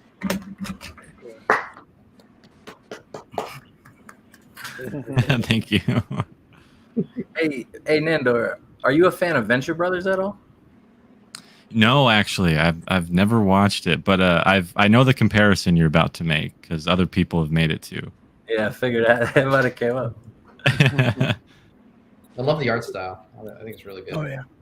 Thank you. Nice. Thank you so much. I mean, you know, I got one more to share. Now, hold on, let me see. You sure you want to share that now? Yeah, I know. I think I'm gonna have to hold off because you know he popped off screen. Yeah, right. What kind of timing was that? Typical Rosario timing. Bad. Yeah, I'm all disoriented now. Everyone's in a different place. I'm like, whoa. I know. How did everybody move? Well, I wrote Star Noir. I don't know if you guys have heard of this. Yeah. That's what I made. We're doing pretty good. You could show mine if you don't want to wait till the end. Did you? I got a link in the private chat.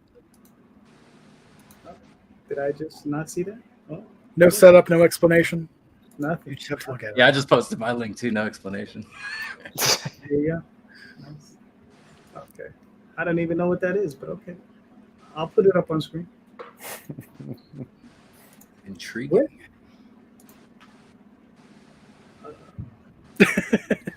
Will it not open? Hold on. I'm trying to see because I don't know. StreamYard sometimes acts a little weird on me.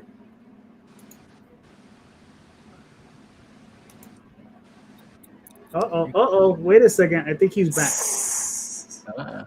Hey, I'll wait much. I'm good. All right. Yeah, we'll come back. So, I mean, this book, I mean, we had the creator on, but, you know, he kind of like disappeared on us. I don't know. Here he's a flake. No, I'm joking. Yeah, that guy. Look who it is. Look who it is. Oh, look at him. Now he's... Oh. Now he's gone. That's now how you build suspense right here. I like it. Yeah, seriously. You know? He tells me about this book for weeks on end, and I say, "Oh man, I'm gonna make an announcement," and here he goes.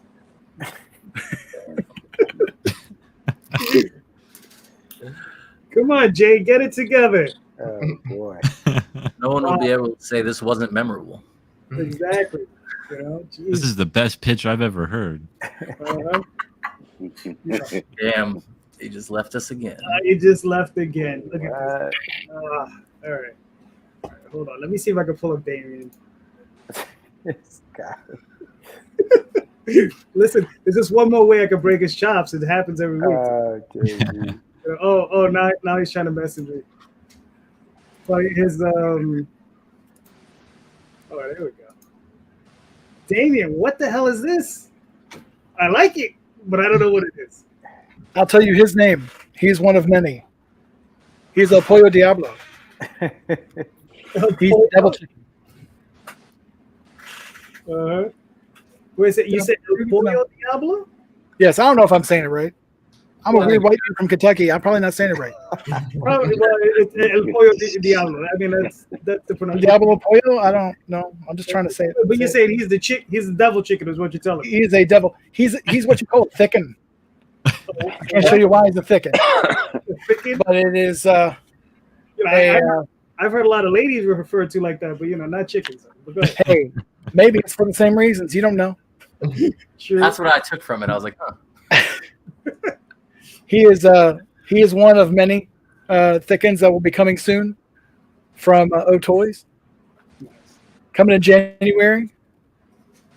We're going to be shifting into art toys, so you'll have to see it to believe it. Nice. The Now- mystery ensues. Now I've done art toys. I've collected a few. I tried to do my own. You saw it. Now I know you're doing the 3D sculpting in the house, right? Mhm. Is there anything like vinyl? I mean, I have no idea. Like, I have no idea about the technology, what to do, what type of materials. No. The 3D resin is actually it's a photopolymer resin. So it's plastic that essentially light will merge into plastic. And then you cure it with UV light till it becomes hard. Oh, I forgot about Ted Davies. Yeah, I did his statue as well. So that's another thing I've done that sold real well. But these are going to be more like what I did for him. They're going to be solid pieces. We're doing multiple colors. I'm looking into doing an actual mold, so they may be at a much lower price point than average. Okay. So you might be able to get them out to people if we're coming back. O Toys is coming back in 2023, and we've got a couple things in the fire that I'm really excited about getting out there. So we're starting with the thickens. You started with the thickens. Okay. Well, our thicken, I think, is coming back. Our very own. Our very own thicken. Let's see. He still has that up. Hopefully, he's figured it out. So I don't know. But I mean, is this like a series of toys you're going to be putting out? It is. We're going to do a series. It's one of 5. We're going to do. We're planning on doing a separate Kickstarter, potentially for each of them. I'd prefer to do one, but I've been talking to some people that are going to be helping me with it. Right. At the price point that we're shooting for, it's going to be doable as a separate Kickstarter. I really want to see how this goes, because it's my first foray into art toys, where it's all about me and my art style, Right. going into the figures. So selfish. But go ahead. Right now, there's 5 standing. All the theme. The theme is will be pretty indicative of the naming of the figures, and you'll see the theme as it comes. Keeping the plot thickens. Plot thickens. There you go. Nice. Bad dad jokes. Very bad. All right. I don't know. All right. I see now he has a thumbnail. Jay, are you there? Yeah, can you hear me? Now I can hear you. You would think it's my equipment that was drinking tonight, not me. Right. Having some issues, baby. I'm sorry. What did I miss? You missed everything, bro. we talked about some good book called Vicky something. Oh, Vicky Sticks the Dead Princess? Yeah, we're talking about her, and Yeah.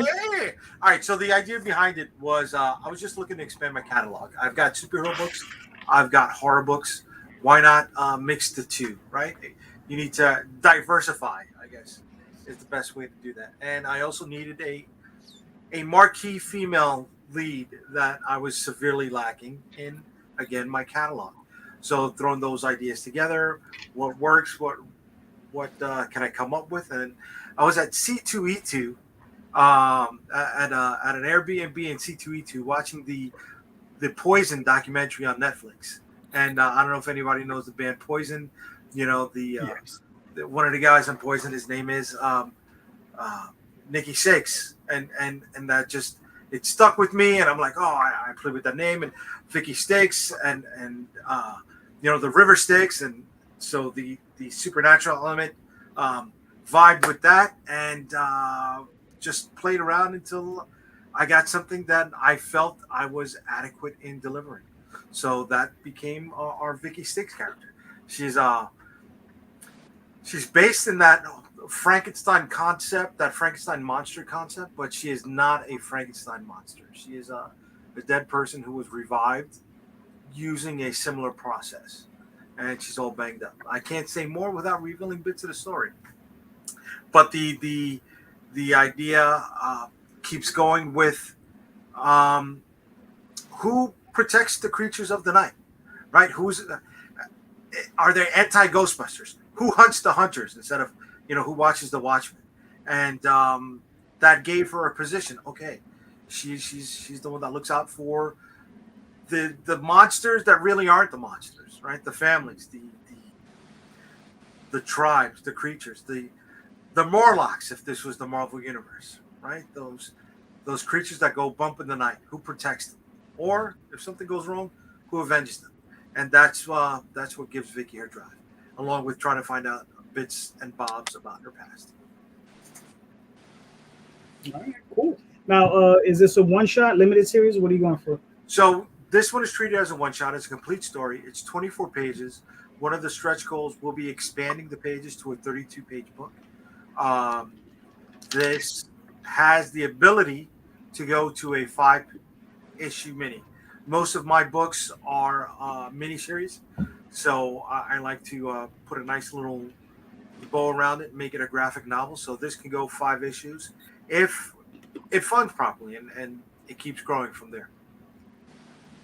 Cool. Now, is it fully illustrated? Is the book ready to go? Fully illustrated. It's fully colored. It's fully lettered. It's ready to go. All we need the money is to come up with printing this bad boy. Okay, cool. Nice. Now, when do you intend on launching? So she is going to be launching this coming Thursday at 8:00.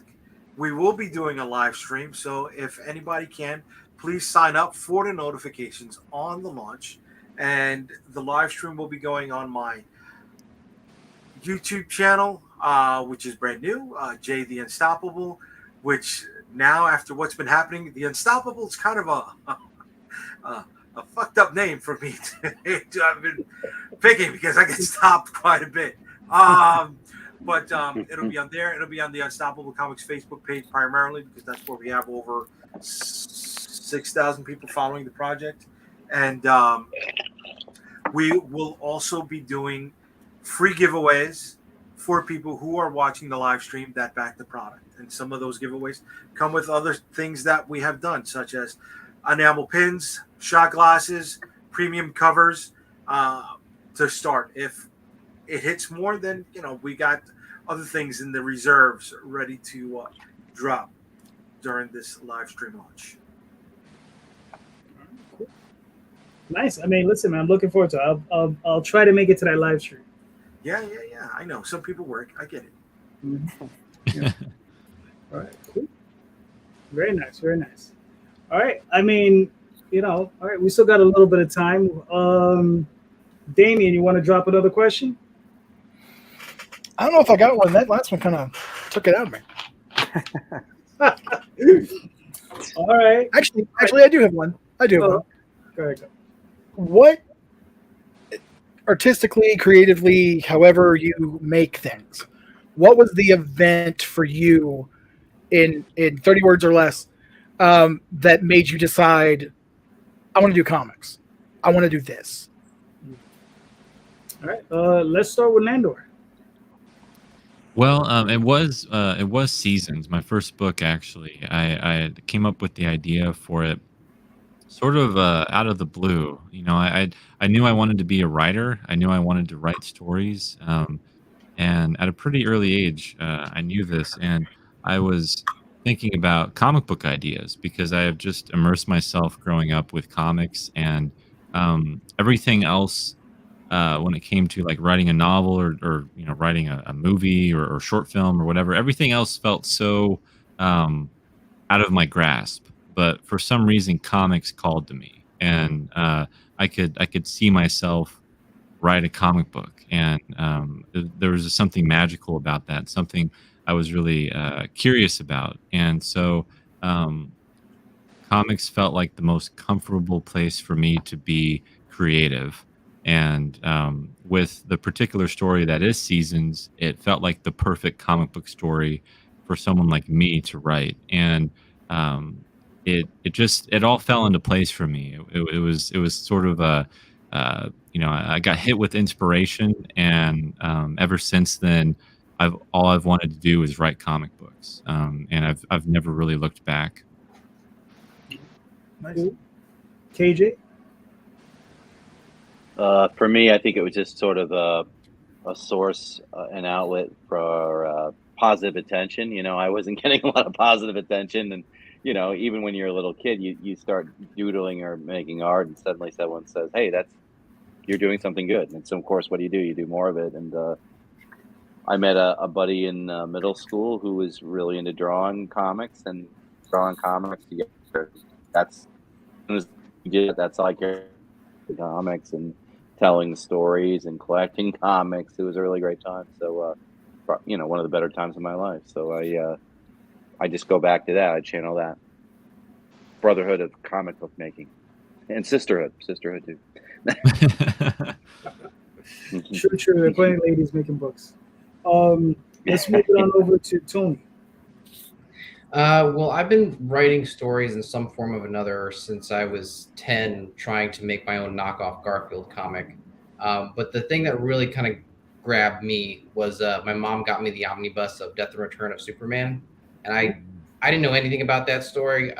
I just love the big story feel that it had. I love the different iterations of Superman. I thought Superboy had one of the coolest looks ever in comics, like the leather jacket, the bottle shades, him playing basketball. And then just ever since, just trying to tell big stories that have that similar scope to it. Jeff, what are your thoughts? I mean, on this specific journey with the magic powder and everything, I had self-published some stuff. You know, I had some support and stuff like that. But everyone I hit up was basically like, I didn't read it. I bought it. I read it. So I was like, how do I get people to fucking read what I write? And I was like, well, if you put pictures in it, I'm sure they'll at least look at it. And so that's how that all started. Because I've been writing screenplays forever. When I was younger, you write things like that. And when I was 18, I tried to do a comic book with my friend Derek, and then he ended up going into like the military, and so like that stopped that. And then so I've always been trying it, but like I had a little bit of money, so I found an artist, and I had an idea I thought was a great idea, and I just had to do it. But it was mostly thinking nowadays that basically regular print is dead, and no one's ever gonna fund one of my movies. So what am I gonna do? I guess I'll make a comic book. So yeah, that's usually the problem. You end up with a little bit of money, and you end up doing a comic book. It's crazy. Now it's all gone. That's how it is, man. That's it. Trust me, I know. Then you end up with no money. That's why we're hustling on Kickstarter. Yeah, exactly. Yeah, for real. Yeah, and that was the other thing that really helped out, I think, is like just knowing that was there. You know what I mean? So definitely. John, what do you got? Well, I've been reading comics since I was a kid. I was in the hospital a lot, and comics used to get, my uncles and my parents used to just drop the comics there and leave me there. And so, I read a lot of comics as a kid. When I got older, I started reading, I got into middle school, and my cousin gave me a copy of Catcher in the Rye. And that kind of got me really interested in writing. And from there, I ended up hanging out at a comic book shop where Wally Wood's apprentice, Bill Pearson, worked. And so I was hanging out with them, and through him and at that comic shop, I ended up meeting a lot of big wigs who were in the, big in the business then, Dick Giordano, people like that. And they just kept, every time I wrote something, people became more and more supportive of that and pushed me to keep doing it. So I've been writing ever since. And comic books, because I grew up with them, it always seemed like a pretty organic, natural way to tell a story. So I've always just been doing it. Yeah. Cool. Mr. Medina, what do you got? I think, right. So what got me into writing comics, I think, were the cartoons I was watching as a kid. Like I was a big G.I. Joe fan, watching G.I. Joe on TV, and so I wanted to recreate those stories on paper because I wanted to be an animator and I wanted to have my own cartoons. But I never wanted to work for anybody. I never wanted to work for whoever was making G.I. Joe at the time because I didn't know how to make those cartoons. So I decided to create my own stories, and so I started putting my own stories on paper, and I started creating my own comics. And I was a hybrid artist and writer at the same time. So I'd fold 8.5 by 11 sheets of paper and just draw the stories with no script, just off the top of my head, like I was playing, like it was a game to me, just playing around with stories. And as I got older, obviously I preferred, I realized you need a script, and then I realized I didn't draw as good as I thought I did, and so I started hiring artists to do my stuff, and that's where it evolved from. But it started from cartoons. Cartoons got me into comics, into drawing comics or creating comics. Cool. Nice. Mr. Rosario, you still there? I'm here, baby. I'm here. All right. What do you got? I'm along the lines of Jorge there. I mean, I'm a dreamer. I think we all are. And I was a poor kid, so my GI Joes were everybody. My GI Joes were the Justice League today. They were the Avengers tomorrow. They were the Silverhawks the day after that. They were Thundercats after that. They were Star Wars after that. And poverty is one hell of a imagination motivator and developer, right? So it just came from there, and me wanting to tell stories and trying to figure out how to tell a story competently, which I don't think I've done yet. I'm still trying to figure that out, That's it. It's just, I'm a dreamer, right? And if I had taken the knowledge that I have in getting to the point that I've gotten and applied that to almost any other business, I think I would have been 100% more successful and financially solvent than I am now. I mean, I would have had a chain of pizzerias or something, but I decided to go into comic books. Lucky me. I feel bad for my wife. She's the one sticking with me. Don't worry about it, bro. You're gonna make it. I'm playing the back nine of life, baby. There's not many fucking years left. It's fucking downhill. I'm doing this, and I still got to keep the day job just to have benefits. The knee today, the fucking back of my jaw tomorrow, an ear. Who the fuck knew an ear would fucking hurt as much as it does? Fucking so whatever. All the stupid stunts that I did as a kid are coming back to haunt me now, and so that's why I haven't given up the day job for those benefits. But I mean, goddamn, we talk about this, we struggle, but is it because we're too stupid and stubborn to give up, or is it because we really love this stuff, man? And at the heart of this, are we all still dreamers, man, who just still have one more story left, right? And when I go, I want to be like, damn, I wish I had time to tell one more. Yep. Yeah. There you go. There'll be another 50, 60 years before that happens. You're good. Yeah, I hope so. A lot of passion. That's it.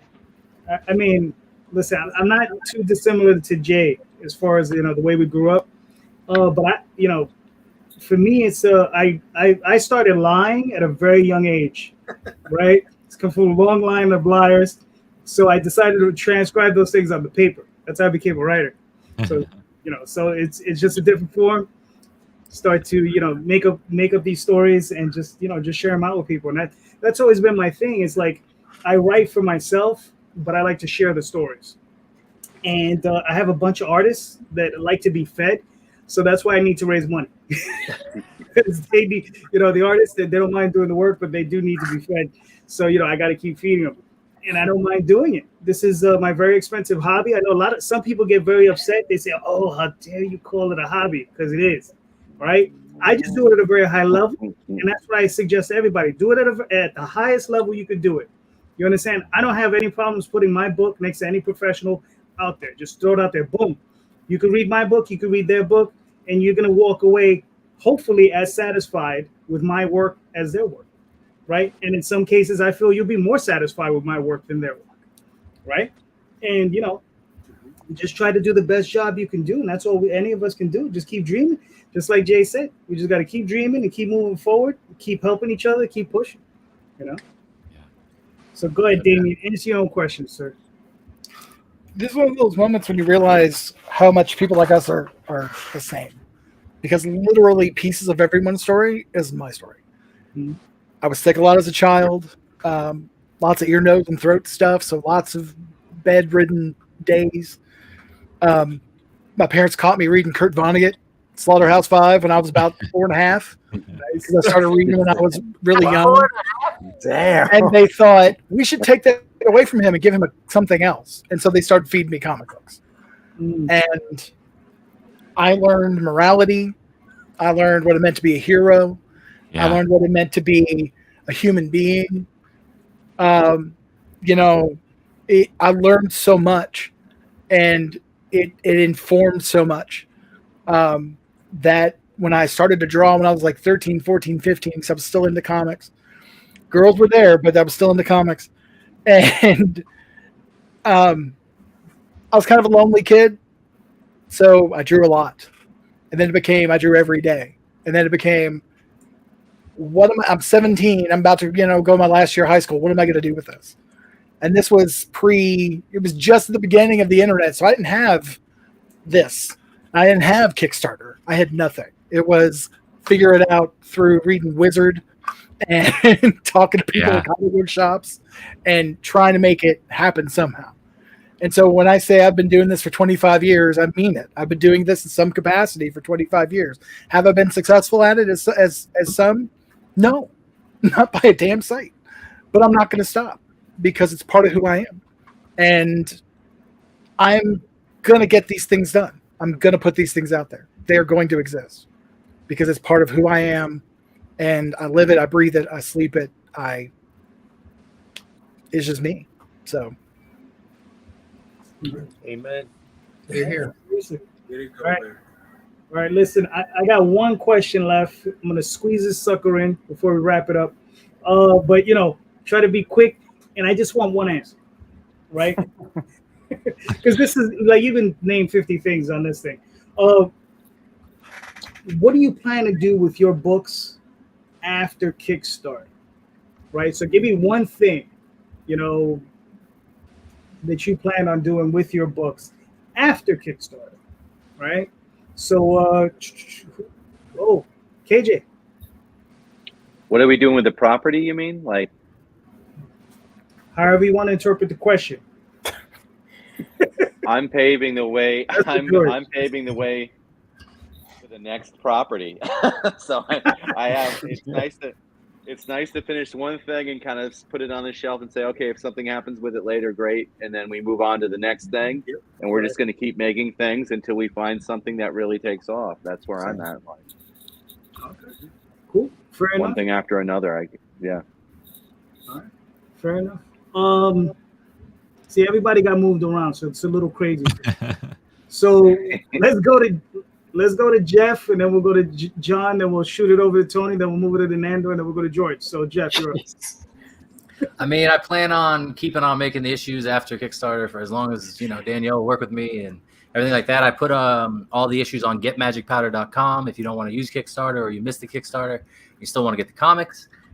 I mean, a lot like KJ said, though, is like I want to keep doing Magic Powder, but say I do get the budget to do like another series, I just want to do as many like one shot as possible, hoping maybe one of those licenses somebody wants to pick up from me and make something out of it themselves, whatever, you know what I mean? So Magic Powder is something I want to do basically endlessly, and then I have a million other ideas I want to get out there as well.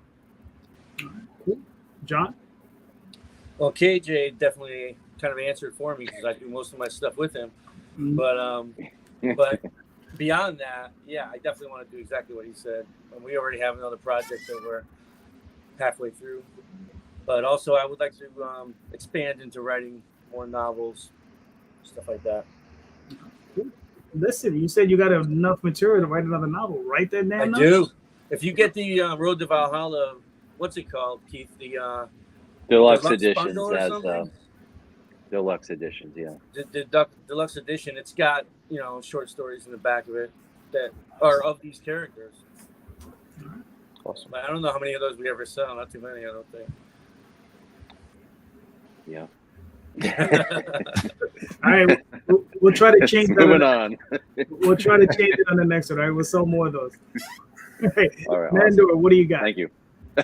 My favorite thing to do after a Kickstarter is over, I mean, and once I get the books, of course, but like when I get the books after a Kickstarter, I love going to local comic book stores and talking to business owners and getting my books in shops. It's just like one of the best feelings for me. And so anytime a Kickstarter is over, I'm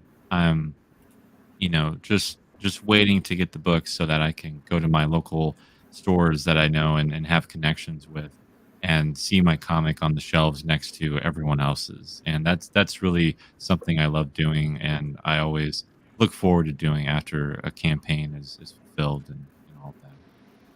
All right, that's a good one. George, what do you got? So the last Kickstarter I did was for the Avengers of Wonder Duck issue number 5. So after the work that's being done after that campaign is to finish the run. It's an 8-issue run, so I'm working on issues 6, 7, and 8, which I'm halfway through. I'm actually on the last issue now, so that's what's going on. Sweet. Sweet, nice. Damion. The next thing. I mean, I don't have a better answer. Literally, whatever the next thing is to keep Realmer going and to keep, I've got action figures, I've got all kinds of stuff, but whatever's going to make people happy and make them want to read it. Mr. Rosario, what do you got coming up? Oh, what do I got that's coming up, or what am I? Coming up after your campaign. No, I'm going to use it to sell more books, man. I've got 5 books lined up for the next year and such. I'd like to release every 2 months. I don't know if that's going to happen because I like to fulfill before I move on to the next one. There's always speed bumps that happen in that process, right? But this one is getting ready to launch. I'm already building the next one, and the next Kickstarter. After that, I got a trade, and I got 4 books in the pipe ready to go. So I always talk about offset printing. I always talk about offset printing, and that's what's going to happen here. I'm looking to raise the money to get offset printing, and so that way when I bundle these up with the next one, right, we're maximizing our returns on that, man. Nice. I have a very weird business plan. I produce my books in black and white, and then after black and white, I intend on releasing them in color. And then after I release them in color, my full intention is to either go through Diamond and have them distributed through there, or I'll try to find a publisher to pick them up and still go through Diamond. So, that's my cycle, or at least I'm somewhere in the middle of that cycle. So we'll see how that works out. But that's what we should. There was a lot of news this week between Diamond and a lot of industry news. We should have brought up some of those questions today. Well, you had a chance. I was drinking. I was loaded, and I've had technical issues. Always have technical issues. Anyway, gentlemen. I got to answer, Mike. I didn't answer yet. I'm sorry. Listen, see, he's the one drinking, and I'm the one losing it. Go ahead. That's because you got to babysit the drinker. That's how it goes. Yeah. Of course, I want to do. There's 6 books of Star Noir, so I want to get this first book out to people as quickly as possible. And then now I'm in a position where not only do I have Star Noir, but I have another book and also web comics. So I'd like to start taking that stuff to cons, even the smaller ones. And really just getting this Star Noir book 1 fulfilled as fast as possible is like a personal challenge to myself. All right, nice. And also, Damion, thank you for backing the book. And I'm back. My wife hates when I'm on the show. We end up like $100 like in the hole. It's a setup. It's a setup. This is literally the most Tell her dangerous we said show. thank you too. Yeah. George, you already backed it, so thank you. You got it, buddy. Yeah. David. Got to keep each other going here. Yeah. Damien, my advice to you is LLC, write it all off. We are. See? That's the best way to do it. Yes. I finally convinced her. I'm like, we just got to shell out the money and do it. Yeah. It's No, research. It's research. it's research. That's all it is, bro. I mean, it really is. So, yes. It really is. I'm gonna see if I can write off my trip to Disney World. Wow. There you go. Wow. Maybe you shouldn't have said that on the stream. It was a creative retreat, you know. Yeah, exactly. I'm planning on building a monorail, so we'll see. All right, gentlemen. So we made it to the end. Thank you so much. You guys are all awesome. I'll put up. I didn't. Unfortunately, like normally I put up the chat and I try to read everything, but there's just a lot going on. There's a lot of people. I wanted to get to everybody. But here's one from Peter Palmiotti. It says all great looking books, guys. So there you go. Peter. So, Thank you. Peter. Thank you. sorry, gentlemen. So let's start off with Mr. KJ. Please let everybody know where they can find you and your work, sir. Well, you can just Google Road to Valhalla, and you can find us there, or Guildworks Publications, GWPcomics.com. All right, cool. Nandor? Yeah, follow me on Twitter at NondorFox. Also on Instagram at NondorFoxSchaefer. Facebook, my name, NondorFoxSchaefer. I also have a newsletter, which is foxholecomics.substack.com, and a YouTube channel, Foxhole Comics. That's my brand. And you can sign up on both of those platforms. And yeah, go back, Man-Child issues 1 and 2. We got 5 days left. All right, cool. Tony? Yeah, you can find me on Instagram at BananaBat, and on Twitter T/Day, the word /T/J. Yeah, just go back. Star Noir, great book. We've got just under 3 weeks, so we're trying to finish strong. All right, cool. Jeff? You can find me at Jeff Schiller on Twitter, Instagram, Facebook. If you really want to find me on there, just type in Jeff Schiller or Jeffrey Schiller, I guess. Magic Powders on Facebook. There's a Reddit page, there's a Twitter page, there's all that. So just type in Magic Powder if you look for that. And getmagicpowder.com is where you can buy the comics if you don't want to go to Kickstarter. John? Same places as Keith, but also we're on Facebook, GWP, right? On Facebook, and GW Pub on Instagram. George? You can follow me on Twitter and on Instagram at GetYourMeds with a Z. You can also go to my website, getyourmeds.com, get all my stuff on there. And you can also find me on Catch the Craze on Fridays. Thursday mornings we are live, and on Tuesdays and Wednesdays. So check us out. Yeah. Great show. Great show. Thank you, Yes. sir. Thank you. Damien? You can find me right there. Nice. I'm right there. You see me? That's ruuniversal.com. I'm right here. I'm right there. 5, 4, 3, 2. Other than that, just look under Damion Waldbrunn pretty much anywhere. Anything that says Realm or X on it is by me. If it is not, it is not real. That no toys, we make toys. So if you want toys, we make the toys you want. Hell yeah. Mr. Rosario, where can they find you and your work, sir? Unstoppable Comics, man. Everything goes to and comes from Unstoppable Comics. You hit the website, you'll find out all the information on the Kickstarter, and you'll find all our social media links. UnstabableComics.com. All right, cool. And I'm JD Calderon. You can find me on the YoswellChronicles.com, Tall Tales Online, Facebook, Instagram, Twitter, DeviantArt, all under JD Calderon. So there you go, everybody. Check out the show notes. It has everybody's links in the show notes. Go support some indie comics because everybody needs it. Thank you so much. Buy more indie comics, especially mine. So I'll talk to you guys later. Have a good one, guys. Good night. Good night, everybody. Thank you. Thanks, everyone. Thanks.